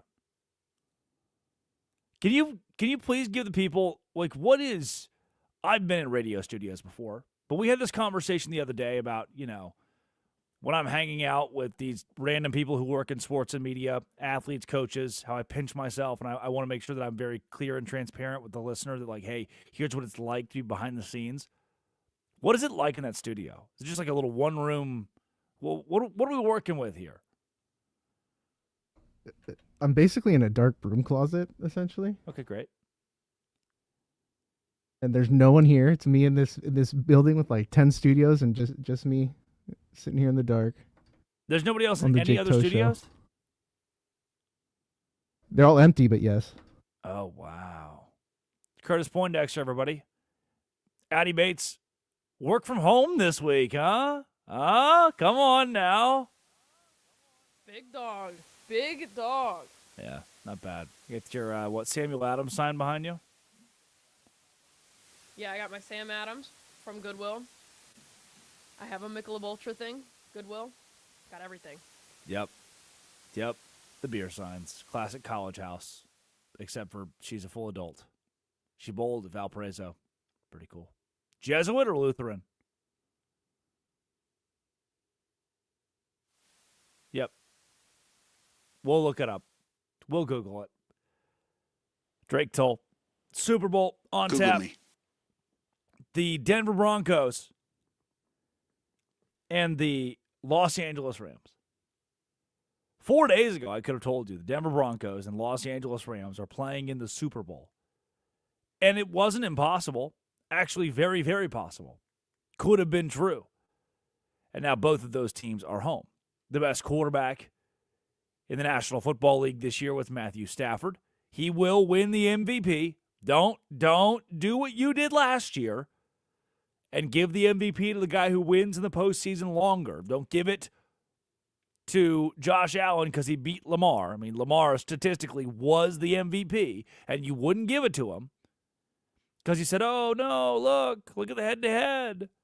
Most valuable player does not mean most valuable player in a head-to-head matchup. Matthew Stafford is the MVP, but he's at home. Bo Nix, very good quarterback. The Denver offense, a very potent offense, but they're at home. And Bo Nix is resting after surgery. Jarrett Stidham. Man, what a story. Here comes Jarrett Stidham. Ragtag quarterback out of Auburn that's going to lead his team to the Super Bowl. And that story lasted all of 8 minutes. The sky fell out, and Stidham looked terrible. It wasn't I could see it. There were inklings of him being very good. Nope. No, he had a bad first drive, incredible second drive, and that was it. Denver didn't score again, and part of the reason Denver lost is Stidham at one point threw the ball backward. The only touchdown the Patriots were able to collect in Denver was thanks to Bo Nix having surgery the week prior, Jarrett Stidham having to step up and deciding he wanted to throw the ball backward and give the ball to New England at the Denver 12-yard line. That led to a touchdown. And now, in response, Denver has fired its offensive coordinator, Joe Lombardi. There is unrest. There are issues in Denver. And I told you this, and I'm going to stick by this. There are, in moves like this, they are typically made because there is some sort of unrest that comes from personalities. It is less so about results and more so about personalities. For Denver this year, their offense ranked 10th in yards per game, 342 yards. And you remember that Bo Nix was very good. He had a resurgence as a quarterback. I guess a surgeons. I never really bought in. I didn't believe in Bo Nix, but I had to this year because he was good. Led Denver to an elite regular season, number 1 seed in the AFC. Denver 14th in points per game, 23.6. Both of those numbers are good.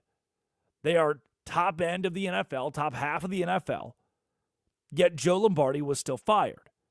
So my first question when things like this happen are, okay, how is the rapport with the head coach? Well, Lombardi served under Sean Payton with the Saints from 2007 to 2013. Then again from 2016 to 2020. Came back with Sean Payton in 2023 to coach in Denver. So he's been with them. This is a Sean Payton guy. This is a career Sean Payton assistant. So then why did he get fired?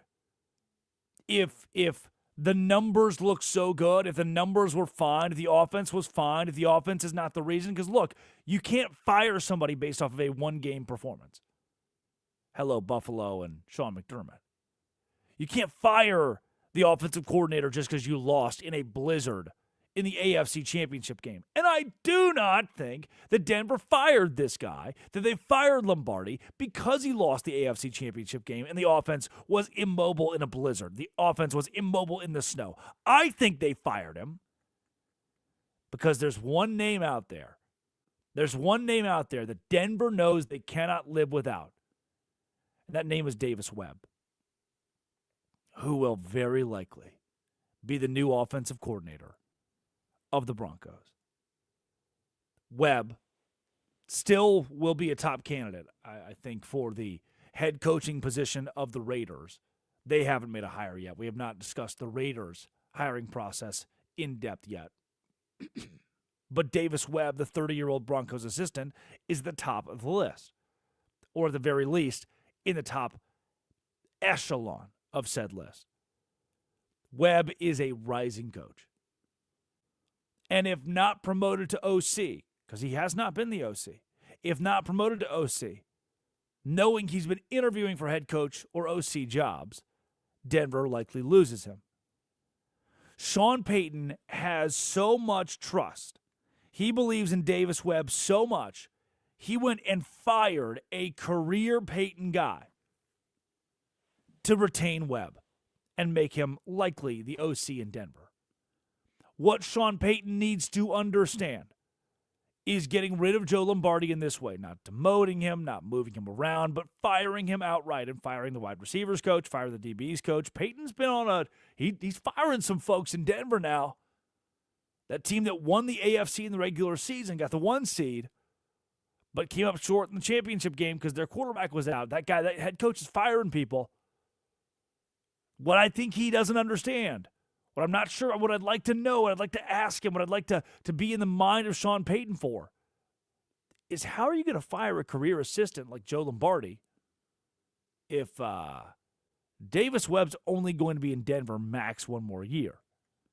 He will be a head coach in the National Football League tomorrow if he wants to be. He will certainly be a head coach in the National Football League in the next 2 years. Yeah, this time next year, he'll be gone. Was that worth firing one of your top assistants that you've had with you since 2007 in New Orleans, that won a Super Bowl with you in New Orleans? It says a lot about Davis Webb. It says a lot about Davis Webb and his career trajectory. 31 years old now. 1995. Born in 1995. 2 minutes. And the Prosper, Texas kid. Texas Tech University's own. Has climbed the ranks immediately to the point where Sean Payton is making massive career moves to appease the young offensive mind. Eagles, Giants, Ravens have all requested OC interviews with Webb. Sean Payton fires Joe Lombardi, likely to move Webb into the OC role if he wants to stick around in Mile High. That says a lot about the assistant coach. It says a lot about where his career is going. And if I'm Joe Lombardi, it says that I was chopped liver this whole time. And if you do away with me, what does that say about our career together? Sean Payton, my friend, my mentor, the guy I've worked around. And again, to me, it's not a performance thing. This is, we are clashing. We don't see eye to eye. There needs to be change because it's just not working out off the field. And it's probably not working out because Sean Payton is in the proverbial bed with the other assistant, Davis Webb. And that's the guy he's siding with. Play ball, Denver. On the other side, idiot of the day. And there are a lot of them. You may be the idiot of the day today. Who's to say? This NFL Broncos segment is sponsored by Robinhood. You expect more from yourself. Expect more from your money. Get started today at Robinhood.com/yourmoney. Robinhood.com/yourmoney. Idiot of the day coming up. Addie Bates, Curtis Poindexter, Westwood One Sports app. This is the Drake Toll Show. This is Westwood.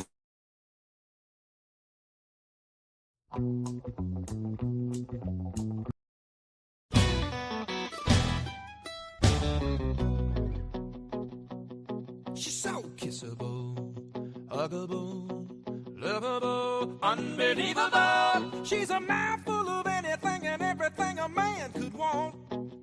Yeah. She ain't typical, she's unpredictable, she's available. It's a miracle how my heart stumbled into someone so kissable, huggable, lovable, unbelievable.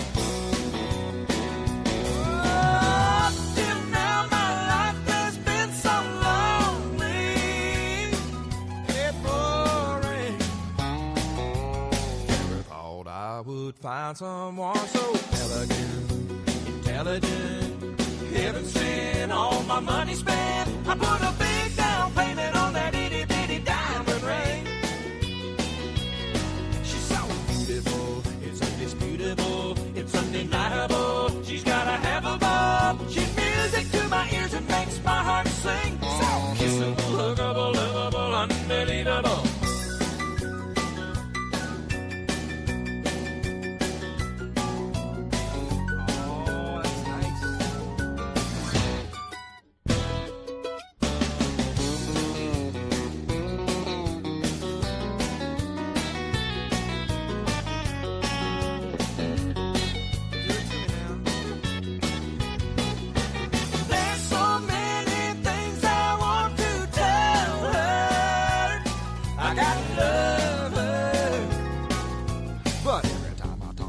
Start to stutter. She's so elegant, intelligent, heaven sent, all my money spent. I put a big down payment on that itty bitty diamond ring. Oh, she's so beautiful, it's undisputable, it's undeniable. She's got a have a bob. She's music to my ears and makes my heart sing. So kissable, huggable, lovable, unbelievable. Kissable, huggable, lovable, unbelievable. Kissable, huggable, lovable, unbelievable.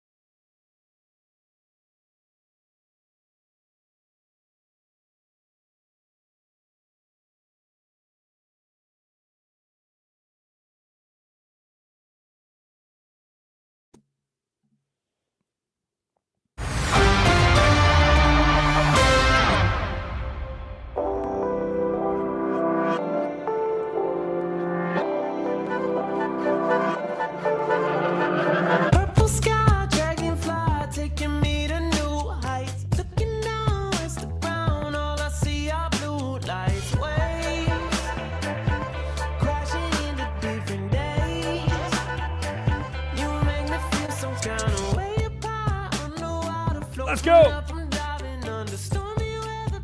The Drake Toll Show. Drake Toll with you. Addie Bates produces. Curtis Poindexter runs the board. I don't know if you know what that means. I don't know if I would know what that means if I was, sitting in my car right now. I was like, runs the board. What? So like when you hear the music, like I don't even know what it means, and I'm doing it. Yeah, that's Curtis. You Double Camp Dreamers is the name of the song. Curtis is in Culver City, California. And so basically I've got my microphone, obviously, hooked into a little box, hooked into my computer, and it sends this audio feed to Curtis. Addie Bates produces in Washington, D.C. She builds the show. She's like, hey, biggest topic of the day, Bill Belichick missing the Hall of Fame as a first ballot guy, and it is a travesty. Let's start there. Then let's go Joe Brady. Then let's talk about college football. Let's talk about the obituaries, the quickie, where we're going to go here, we're going to go there. She produces the whole thing, builds the show. She hops onto a microphone that connects to a little box into the computer and touch yourself. Both of our feeds. Hops onto a microphone. She has the microphone. She's on the mic. And the signal's all sent to Curtis, who on this big board, hooked into another computer, takes the knobs, pulls them up. And from there, this whole show is run by what Curtis does. He can turn me off. He can turn me on. He can turn Addie off. Or he can mute her. No. Yep. No. Thank you. Yep. Or he can mute her and plays all the music, plays all the audio. When you hear the bonk sounds or the touch yourself or the or that, it's coming from Curtis in California. You need to take, a shot in the front and the back. He's that guy. So that's what it means when I say Curtis Poindexter is running the board and Addie Bates produces. This is the Drake Toll Show. We all work together to make up the Drake Toll Show. Vanderbilt 80, Kentucky 55. Time for our idiots of the day. Idiot of the day. The first will be, gosh dang it, the song's back again. You picked it. I was told I guess I wasn't told. I thought we'd have a different song. I don't get told anything. What are you talking about? We're all going to get fired. It's great. It's Looney Tunes. Idiot of the day, me, for having to listen to this song for the next 12 minutes. Donk. Kentucky lost 80-55 last night to Vanderbilt in basketball. Drew Bias says this is the fourth game this season. Michigan State, Gonzaga, Alabama, where Kentucky's been completely embarrassed and blown out. Likely won't be the last. I expect the trip this Saturday to Bud Walton Arena against John Calipari to result in the same outcome. I'm going to say this as Drake Toll, host of the Drake Toll Show. Fire Mark Pope. Fire the Kentucky head basketball coach. Oh, but he's an alumni and he's winning. Fire him. It's not going to work. Some coaches can win at a marginal level, but I don't think you're going to lose by firing Mark Pope. I don't know if Alabama would lose by firing Kalen DeBoer. Sometimes the new guy comes in there and you decide pretty early, culturally, from a win standpoint, from any of the given tangibles of the checklist, this is not going to work. That's the case for Mark Pope in Kentucky. But that's not even the reason. That's not even the reason the Kentucky basketball team and its fans are the idiots of the day. The reason is, that same guy, Drew Bias, tweets, Kentucky is selfish, lazy, unmotivated, can't shoot, can't defend, can't pass, can't rebound, poorly coached, and the roster costs $22 million. Addie, you bowled in college, right? Yes, I did. When you would go before the bowling games, contests, What? before the bowling Tournaments. events, Tournaments. would you huddle up and put your hands in the middle and say something? Yes, we did. We did have something like that. Yeah, most teams do. Even when I was in high school, we did that. Yeah, what would you say when you put your hands in the middle and threw them up? 1, 2, 3, what? Oh. I think we do Valpo on 3. Yeah, that's it. Good. That's all I needed. Valpo on 3. Do you know what Kentucky basketball says when they put their hands in before they go to play the basketball games this year? I hope it's something as great as this bed. Their 1, 2, 3 Wildcats has been changed to 1, 2, 3 touch money. Touch yourself. $22 million roster. Before they go play a basketball game, they 1, 2, 3 touch money. That is the goal. That is the priority for Kentucky. Gina Collins responds to the post, by the way, of the Kentucky team saying touch money and says, I didn't know what touch money meant because I'm not cool. I'm too old. Google says it's successfully obtaining money, often through quick, sneaky, or slightly dishonest means, such as gambling, borrowing, or scamming. I'm ticked. Yep. Idiots of the day. Kentucky basketball under Mark Pope. Not going to work. It's not going to work. Also, idiots of the day, somehow still Kentucky basketball in a way. Those who dissent John Calipari. Cal went on an all-time tangent he's been on 7 all-time tangents this year so far. He's had a great year for press conferences, been very honest as he's gotten older in college basketball. Here's what he had to say about that money after Arkansas beat Oklahoma on the road. And one of the things I told him this week, the guys that have played for me, we're coaching individual players to be their best. My staff adds value to individual players or they're not on my staff. Well, they'll say, well, you don't care about winning. Well, you probably haven't watched me coach or been in a practice. You can say that. Not true. But I do know my responsibility is to help every player be their best. I will not live with regrets. They might, because they won't listen. And they'll fight me till the end. Okay? You're going to look back and say, I should have just listened.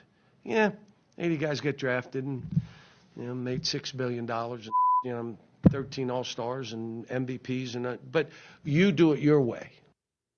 Yeah, you're an idiot of the day if you're in the Arkansas basketball team and you're not listening to John Calipari.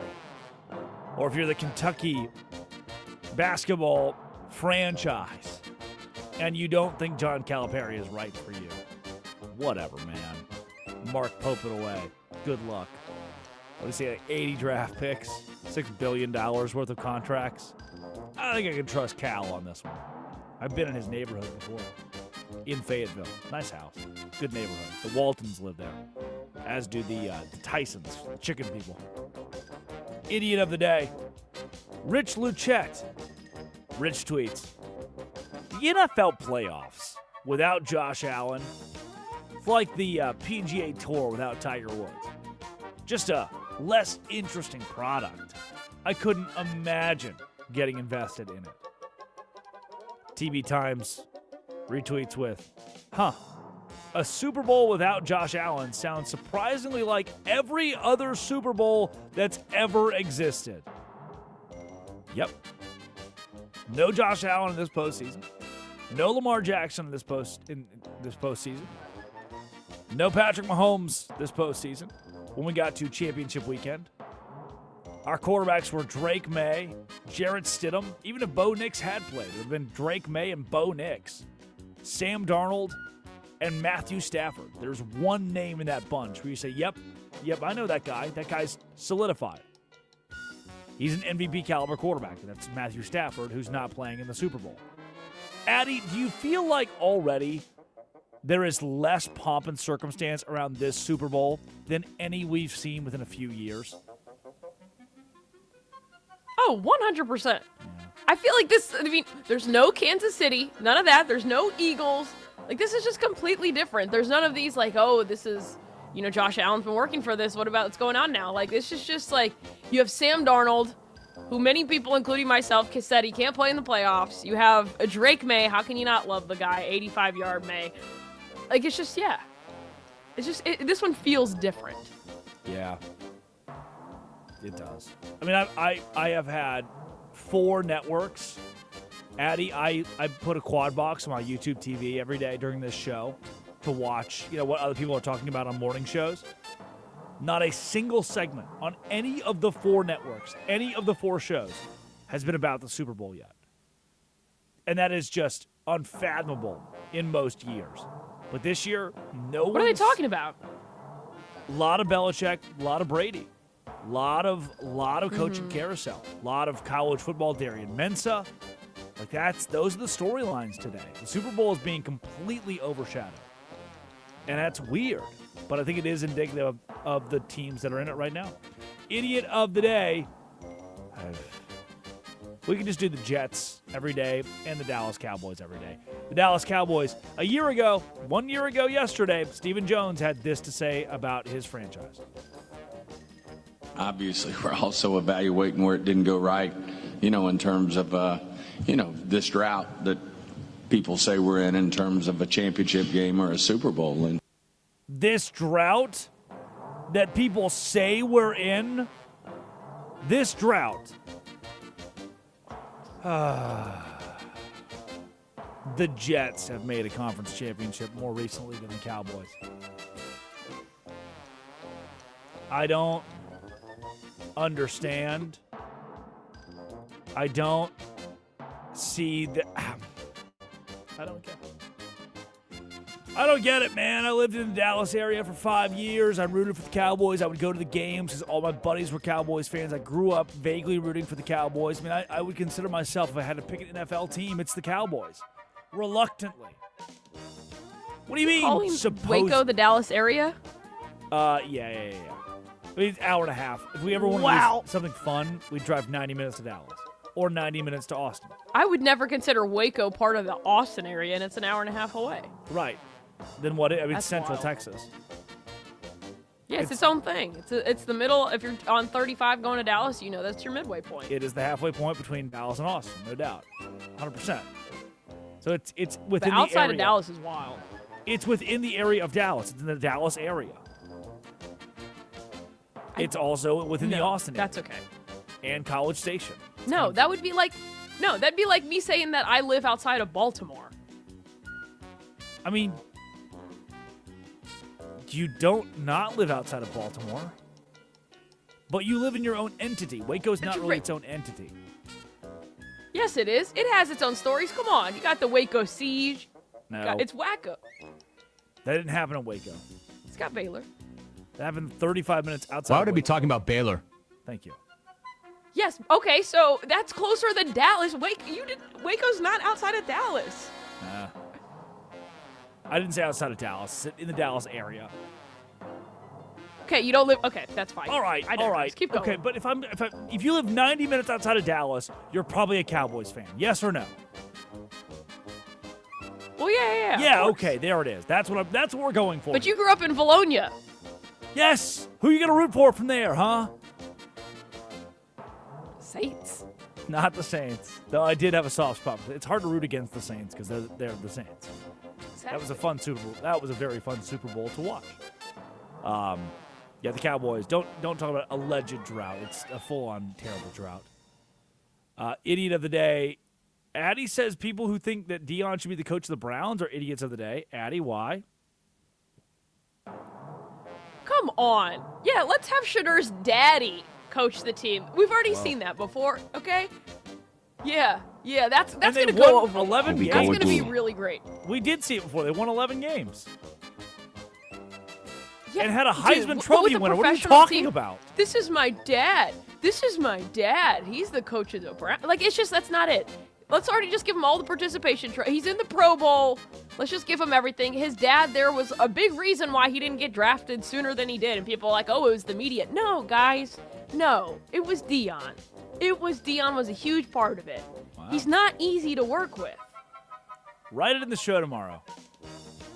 Tomorrow, I'll make the case People who think that Dion being the coach of the Browns are not idiots, and it would be a good move. I can make that case. I believe that. I can explain why, but we're hitting a break, and we have a very important guest coming up. The Jets are also idiots of the day, of course. Highest paid players in 2026 for the Jets: Aaron Rodgers, Sauce Gardner, Justin Fields. Ooh, not good. Drake Toll, Westwood One Sports, the Westwood One Sports app.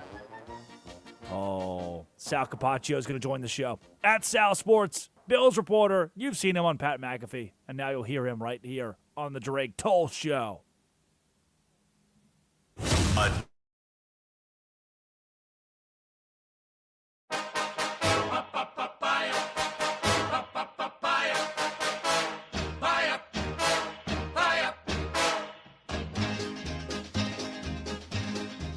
Don't let the stars get in your eyes, don't let the moon break your heart. Love blooms at night, in daylight it dies. Don't let the stars get in your eyes, or keep your heart from me, for someday I'll return and you know you're the only one I'll ever love. Too many nights, too many nights, too many stars, too many stars, too many moons could change your mind. Don't let the moon change your mind. If I'm gone too long, don't forget where you belong. When the stars come out, remember you are mine. Don't let the stars get in your eyes, don't let the moon break your heart. Love blooms at night, in daylight it dies. Don't let the stars get in your eyes, or keep your heart from me, for someday I'll return and you know you're the only one I'll ever love.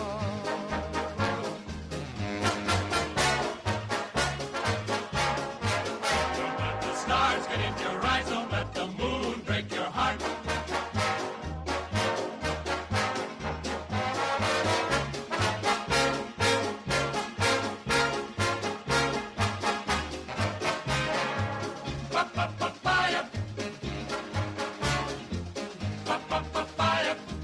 Too many miles, too many miles, too many days, too many days, too many nights to be alone, too many nights all alone. Oh, please keep your heart while we are apart. Don't you linger in the moonlight when I'm gone. While I'm gone. Don't let the stars get in your eyes, don't let the moon break your heart. Don't let the moon break your heart. Love blooms at night, in daylight it dies. Don't let the stars get in your eyes, or keep your heart from me, for someday I'll return and you know you're the only one I'll ever love. I'll ever love. I'll ever love. You're the only one.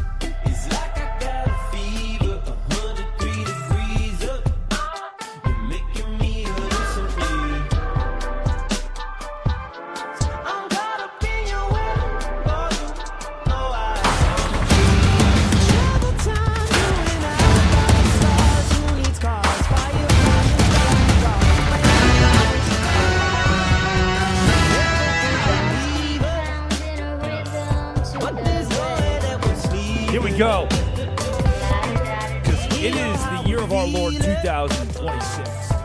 And you are seeing one of the most eventful coaching carousels we could draw up in the NFL. 18 teams will search for a new offensive coordinator this offseason. Many of those roles have already been filled, many to be filled. This is Westwood One Sports, the Westwood One Sports app, the Drake Toll Show. Drake Toll with you.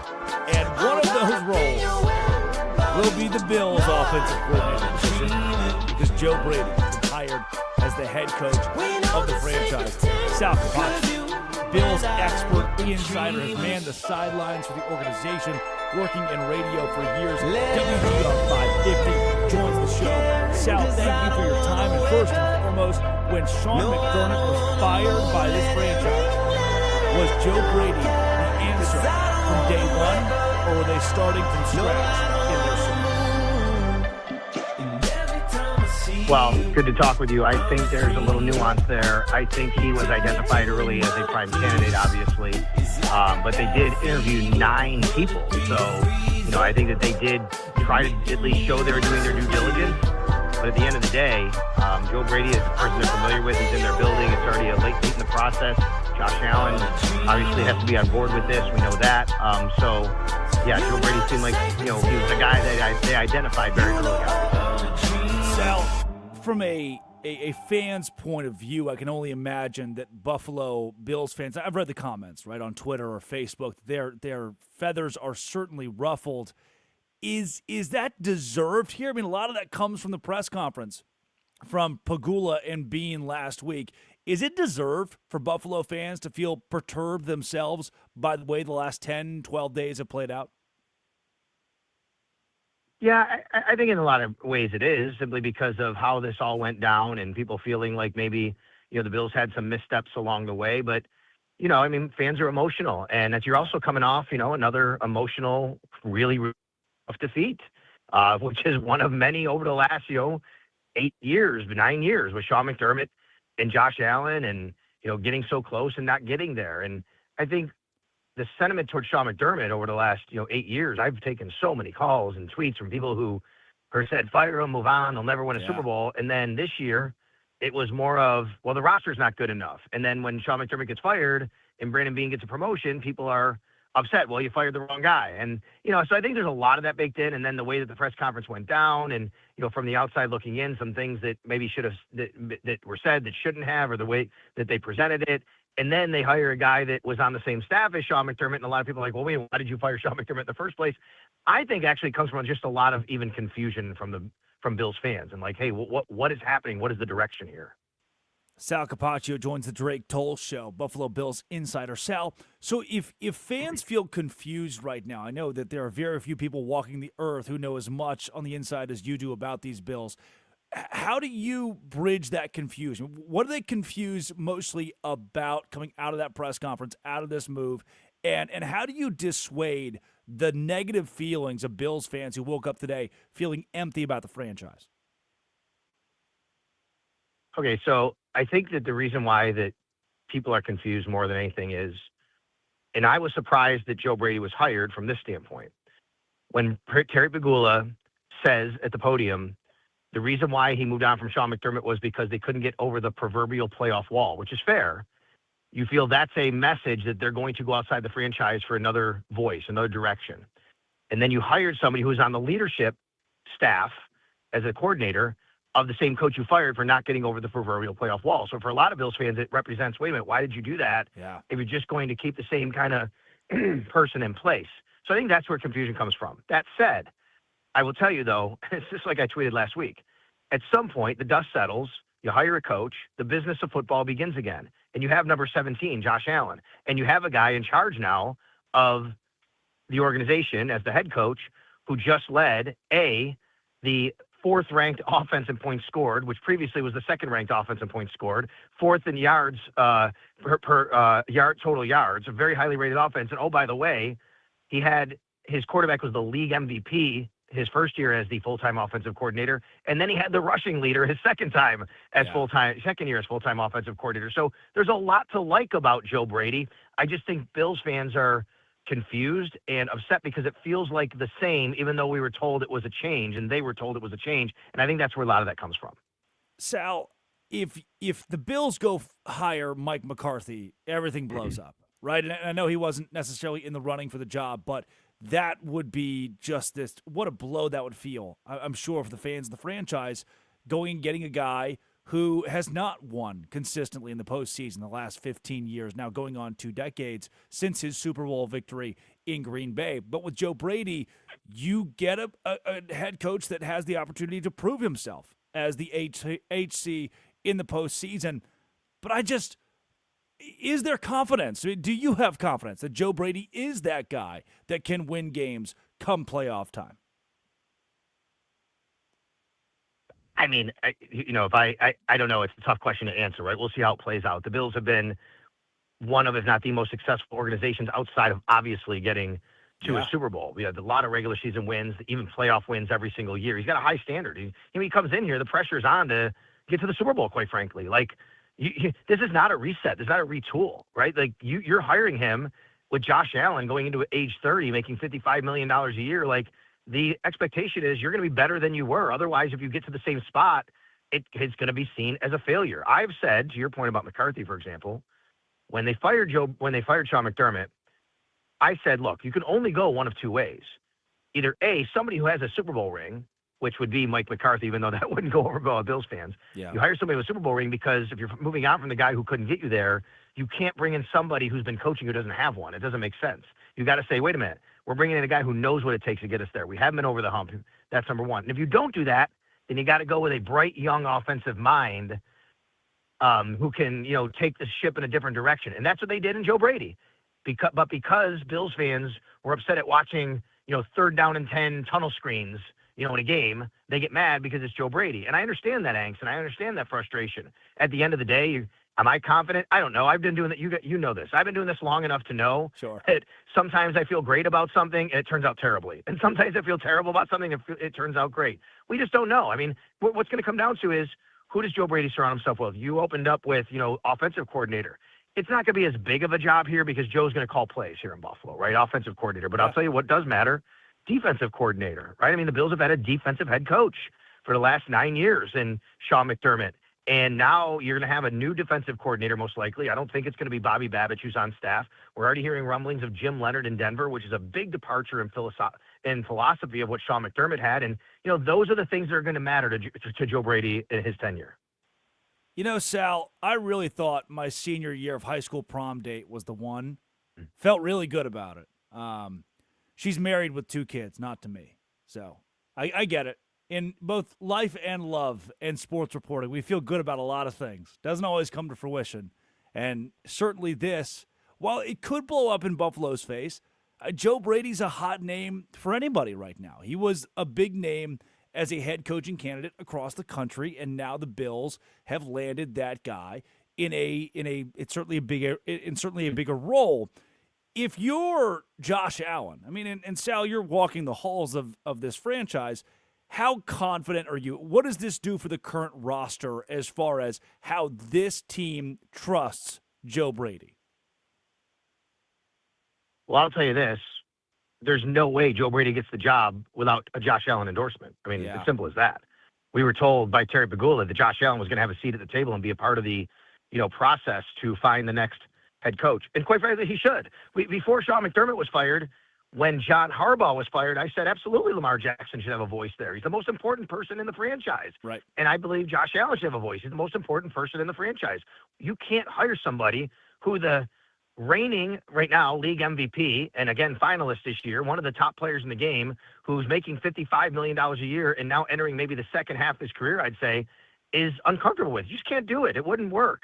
So I would say that from that standpoint, and look, you're right. I've talked to a lot of guys. I've been covering this team for a long time.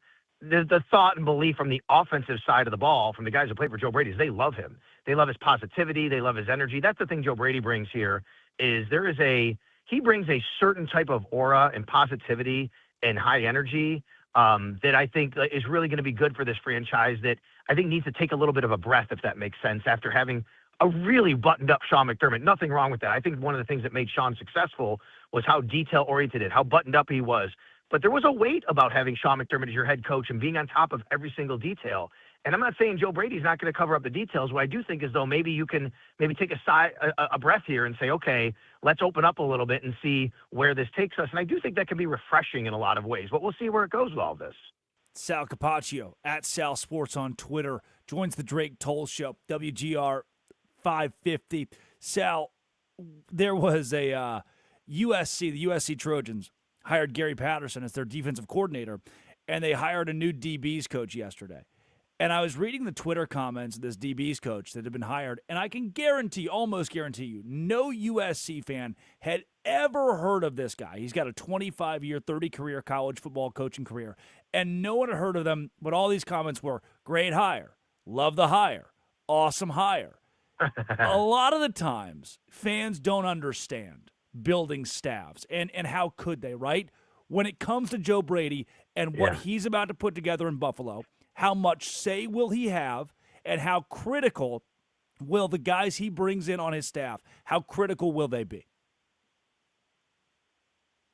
Well, as far as say, obviously that's going to be something in conjunction with Brandon Beane, and we heard a lot about that at the press conference, right, about how much, Brandon Beane, that was the whole thing about Keon Coleman. That goes to players, not staff. I know what you're saying, but, hey, Brandon Beane was working in collaboration with Sean McDermott, in collaboration with the staff, picking players that they wanted, not necessarily just I'm giving you players to coach. And I think the same thing goes with the staff. I'll give you an example. Ronald Curry, you know him from football, basketball, this great player at North Carolina. He was on staff in New Orleans with Joe Brady. And last year he was hired by the Bills. I think Joe Brady had a lot to do with bringing him there. So I think Joe Brady's going to have a lot of say in who he wants to, surround himself with. Look, there's guys on staff that have been here for 9 years on the offensive side with Sean McDermott, Kelly Skipper, running backs coach, Rob Boris, tight ends coach. They've been here a long time. They've also been with Joe Brady through some pretty successful years the last few years. The question is, does Joe want to keep them on? Were they Sean's guys and he wants to bring in somebody else? But timing's critical too. I mean, you are now in the bye week of the Super Bowl. They fired their coach after the second round of the playoffs. A lot of these guys are getting jobs. Even if you want somebody, you're not going to be able to go out and get them. So, they'll work through that process. It is critical, of course, who Joe surrounds himself with, especially, like I said, on the defensive side of the ball, because that's not his forte. That's not his specialty. He's going to have somebody on that side of the ball who he really trusts to make sure they run that ship and get things right. And then when it comes to roster building and player management, he's going to have a say with Brandon Beane. I think what happened here, a big reason why Sean McDermott was ultimately fired, it just became a bit of a, I think, fracture between him and Brandon Beane on how the roster was built and what Sean wanted, what Brandon wanted, and ultimately, I think for a better part of 8-9 years, they realized they were better off with each other than without each other. But I think that eventually that relationship and that working partnership eroded. Sal, before we get you out of here, it's got to be a wild week in Buffalo, wild couple of weeks and a busy day for you. So super grateful for your time in bringing us inside expertise on the Buffalo Bills. Pagula to Beane, the way these two weeks have gone since that loss in the postseason to Denver, when they lay their head down on the pillow tonight, or they laid their head down on the pillow last night, how comfortable, how confident do they feel today versus 10 days ago? Well, all they have to do when they lay down is see the number 17 and they feel confident. And honestly, it's not, I'm not trying to be funny, but it's true, right? I mean, you have Josh Allen, and you have a good roster here. I think a little too much has been made, maybe a lot too much of, oh my God, they don't have a good roster. And, Sean McDermott, he did a great coaching job this year. There's no doubt. I mean, they have one of the best offensive lines in the game. They have the league's leading rusher in James Cook. They have a secondary that was number 1 against the pass this year. You don't get those numbers. You don't get the results they got to get to the second round of the playoffs without having a good roster. The Bills have a good roster. There's no doubt about that. They feel very comfortable. And the biggest reason they feel comfortable is because they have Josh Allen. It's as simple as that. And look, when Terry Pagula was up there, he made one of the things that came out of this was he made it very clear of how much he trusts Brandon Beane by literally rattling off and mentioning all of the great, people he brought into this organization, starting with Josh Allen, by the way, and making a trade to get up for him in 2018. But Brian Gain, assistant GM, Terrence Gray, assistant GM, Dan Morgan, who's now the GM of the Panthers, Joe Shane, who's now the GM of the Giants. And despite what might have happened, with Joe Shane necessarily in New York, how it's gone, these people were really instrumental in helping build the Buffalo Bills over the last 9 years. And I think Terry Pagula feels very, very comfortable about Brandon Beane's ability to create a really great front office and staff that's largely still together here, who's built this roster and organization. Love it. Sal, incredibly grateful for your time today on Westwood One Sports. This was exactly what we needed on the Buffalo Bills. You got it, buddy. Enjoy. Thank you. Thank you. That is at Sal Sports. Sal Capaccio joining the Drake Toll Show, Westwood One Sports, the Westwood One Sports app. That's a lot of confidence to have.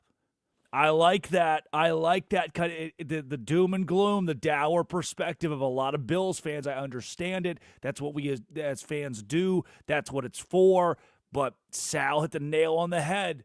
There are enough pieces there. There's enough confidence in Joe Brady. There's still enough in the front office for Buffalo to win and have success in the postseason.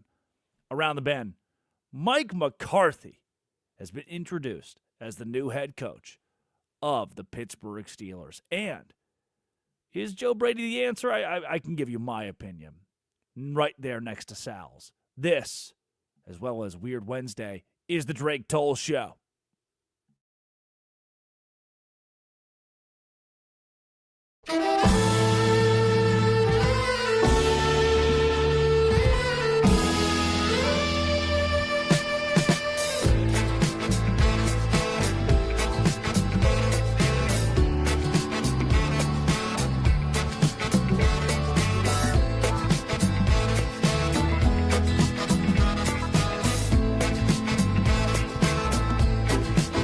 Our naked bodies go on trial just for laughing at the joke, just for saying of the bargain what any sales girl already knows. Most of us old men die at the firing line, just waiting for our number to be called. I guess time just makes fools of us all. Now the king gets his stepson when he's loaded as a gun. Says a real man is like a country. You need a map to find your one. Now I do you suppose you must approach the throne with its back up against the wall. I guess time just makes fools of us all.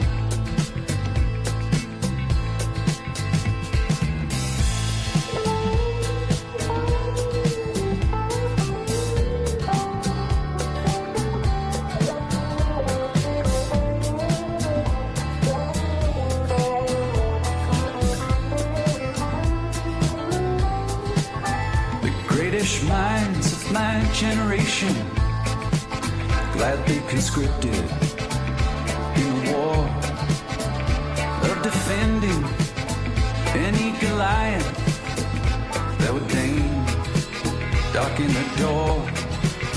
Now with your genius for picking battles, it's no wonder every helmet is too small. I guess time just makes fools of us all. I guess time just makes fools of us all. My drink is watered down. The champ is on his knees. He lost the rematch. He lost the comeback. He lost for charity. But that's the job. It's what gets the asses in the hall. They came for a beating, and he came to brawl.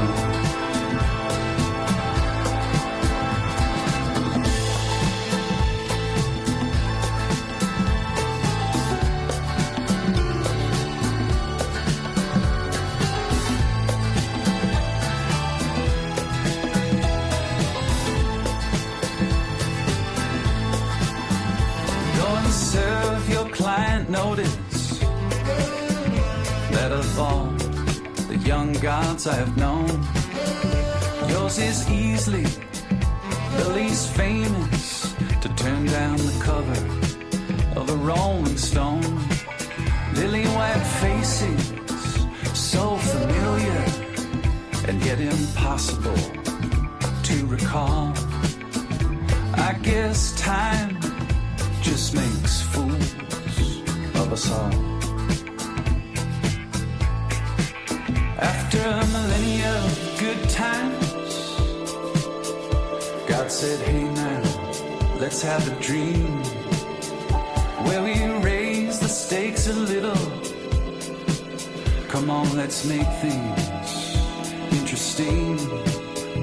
Parachute into the Anthropocene, an amnesiac, a himbo and all. I guess time does make fools of us all.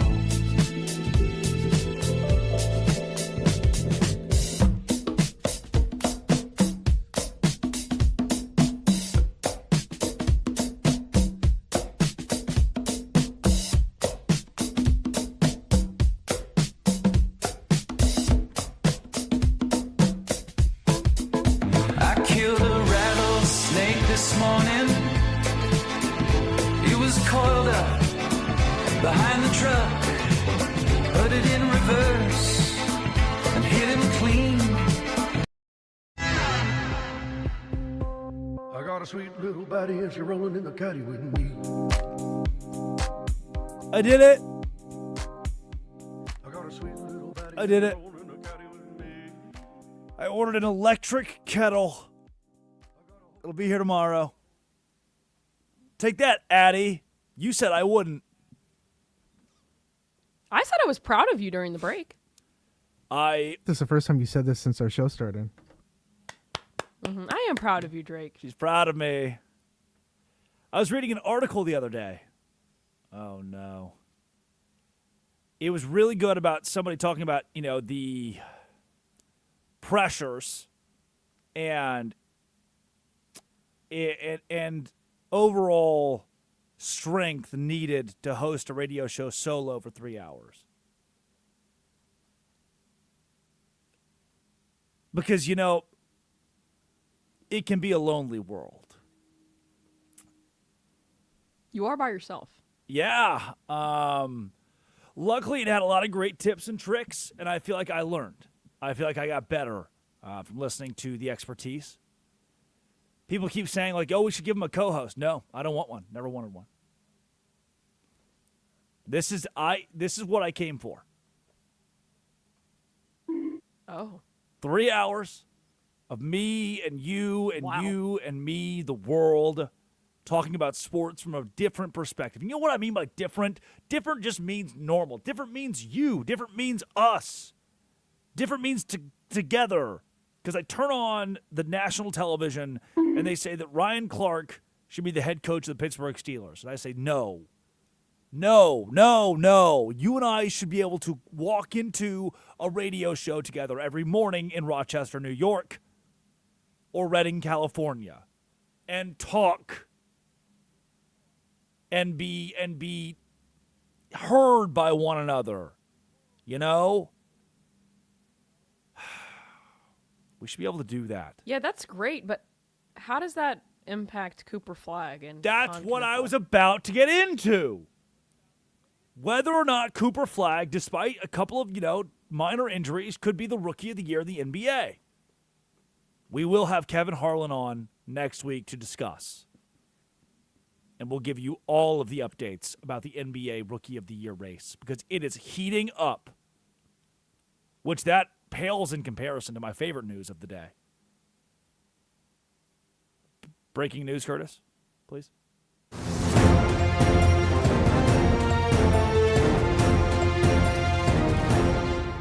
Per Adam Schefter, Major League Baseball will move its trade deadline from July 31st to August 3rd. Bombshell. People out there like national media, oh, Bill Belichick's not getting in the Hall of Fame first ballot. Oh, Joe Brady's the new head coach of the Bills. Addie, all of that stuff can take a back seat because finally, Mike Pence had the courage, and the MLB is doing the right thing. Adam Schefter, known MLB reporter. Yep. You did explain. Not Jeff Passan, not Nope. John Heyman. It was Adam Schefter. Yep. Adam Schefter, actually, is the baseball guy. Commonly confused. The NFL insider. I just want this to be a spot where we can show up every day. Curtis Poindexter, Addie Bates, myself, Drake Toll, and spend 3 hours together talking about the biggest stories in sports and doing it in your way, in the way that you like it. And sometimes, that means I'm going to order an electric kettle in the middle of the show. I did. Amazon's that convenient. Or Sal Capaccio comes on and it's like, hey, guys, here's what the Bills are doing and why it will work or why it won't work. That's all for you, and it's free. Westwood One Sports, the Westwood One Sports app. It's the beauty of this whole thing. You understand? Do you understand what happened with Joseph Stalin? Did you know that story, Addie, that I told earlier about Stalin? Yeah. You did know that. You did not know that story. Don't. Stop. The second I bring up one historical name, the second I'm like, hey, guys, ever heard this about Steve Jobs? Addie stops listening. She's like, I'm done. But there's always a parallel. There's always a comparison. Hey, we added music in the background. It's now a bit. Sources are telling me we may have added music. All I heard was like Robo EDM for 8 minutes. Maybe that's what we added. Could be. The Bureau of Retouching. Oh, hello. Touch yourself. The Bureau of Retouching. How do you retouch yourself? You go back in there and do it all over again. And you need to take, a shot from the front, the back, whatever it is. That's what Joseph Stalin did. Is in running after Lenin, he was like, man, I really want to win. But I understand that I've been seen with some shady characters. The Epsteins of the time. He's like, I shouldn't be hanging out with these people. And the second this gets out in the world, I'm ruined. So he created the Bureau of Retouching. Employed an army of artists, photographers, censors. They used airbrushes, scalpels, and India ink. Retouchers would literally cut a person out of a group and use a fine mist airbrush to blend the background, usually a wall, a tree, or water, back into the void. One of the most famous photos is of Stalin and Lenin sitting together in 1922, but it's actually a composite of two separate photos. They were never that close, but Stalin wanted to look like the heir apparent, so they stitched him in, smoothed his smallpox scars, and lengthened his shorter left arm. And this Bureau of Retouching led to revisionist history. Didn't happen, wasn't real. It's Fugazi. They were friends. Half this stuff was fake anyway. Revisionist history, but if you look at if you go back, like, hey, they must have been really close. No. And revisionist history is the reason Bill Belichick, the most Hall of Famer of all Hall of Famers. Oh, but he's dating that young girl. I don't give a rat's butt. Oh, but he's losing in North Carolina. Oh, but he got fired in New England. None of that should change that Bill Belichick is the Hall of Famer. 8 Super Bowl victories, 6 as a head coach. Hey, man, on Joe Paterno's watch, that dude was getting freaky and ruining little boys' lives. So I think Joe Paterno not being a Hall of Famer, that's okay. If you used your power, abused your power at the top so that children could be inappropriately groomed, yeah, I don't think those people deserve to be in the Hall of Fame. But if you did Deflategate, Spygate, dating 26-year-old Jordan Gate, that's not grounds for being left out of the Hall of Fame for a year. Or, let's give him a little slap on the wrist. It's a joke of a committee. It's a joke of any reputability out of that committee. I'm tired of pretending otherwise. Bill Belichick's a first ballot Hall of Famer, unanimous, but whatever. What do I know?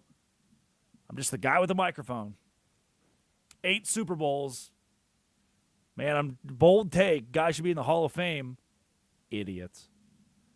Time for Weird Wednesday. Weirdest headlines last 48 hours. Today is Wednesday, January 27th and 28th. Woman arrested. That's right.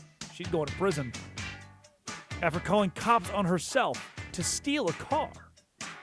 A woman in the United States was arrested after calling 911 to report she was stealing a car from the dealership, alleging that if she called them and gave them further notice, she could do it legally. Woman's name, Addie Bates. You would do some stuff like that. Hey, hate us 'cause they ain't us. They hate us 'cause they ain't us. Whatever. You Whatever, would do okay? some stuff like that. Yes, I would. Fight broke out this week on a major airline as a passenger rested their feet on their neighbor's headrest, causing chaos. Flight had to land early. Don't be that guy. Leave your shoes That's disgusting. on. I bet Addie's a shoe taker offer on the planes, too. Oh, no. I hate feet. I absolutely hate feet. No. That sounds like something that someone would say if they really liked feet, by the way. You give off like foot guy vibes. No, I do not. You're wearing camo. Okay, what? To go hunt and harvest, and Vibes. kill animals. No, sorry, PETA. I don't kill animals. That's awful. Pivot. This is good. Man in Spain, Tenerife Airport, stopped by security. Hey, sir, gonna check that out. While trying to board a flight with his dead wife. He brought his deceased wife to the airport. Tried to get her on the plane. Oh, sorry, guys. I thought she was alive. Weekend at Bernie's style. You're too young for that, Addie. Good movie. Okay. You've seen Weekend at Bernie's? I know you haven't. I have, because the main actor, Andrew McCarthy, it was like one of my like big crushes. He's from the 80s. He's in Pretty in Pink. You know what? Yeah. All right. 30. Ball knower. He's from the 80s. Yes. Curtis Poindexter runs the board. Addie Bates produces from Washington, D.C. Mike McCarthy is the head coach of the Pittsburgh Steelers. Joe Brady is the head coach of the Buffalo Bills. Bill Belichick will never, ever, ever be in the Hall of Fame as long as those committee members can keep it that way. Westwood One Sports, the Westwood One Sports app. This has been and always will be. See you tomorrow, 6 to 9 a.m. Nice. The Drake Toll Show. This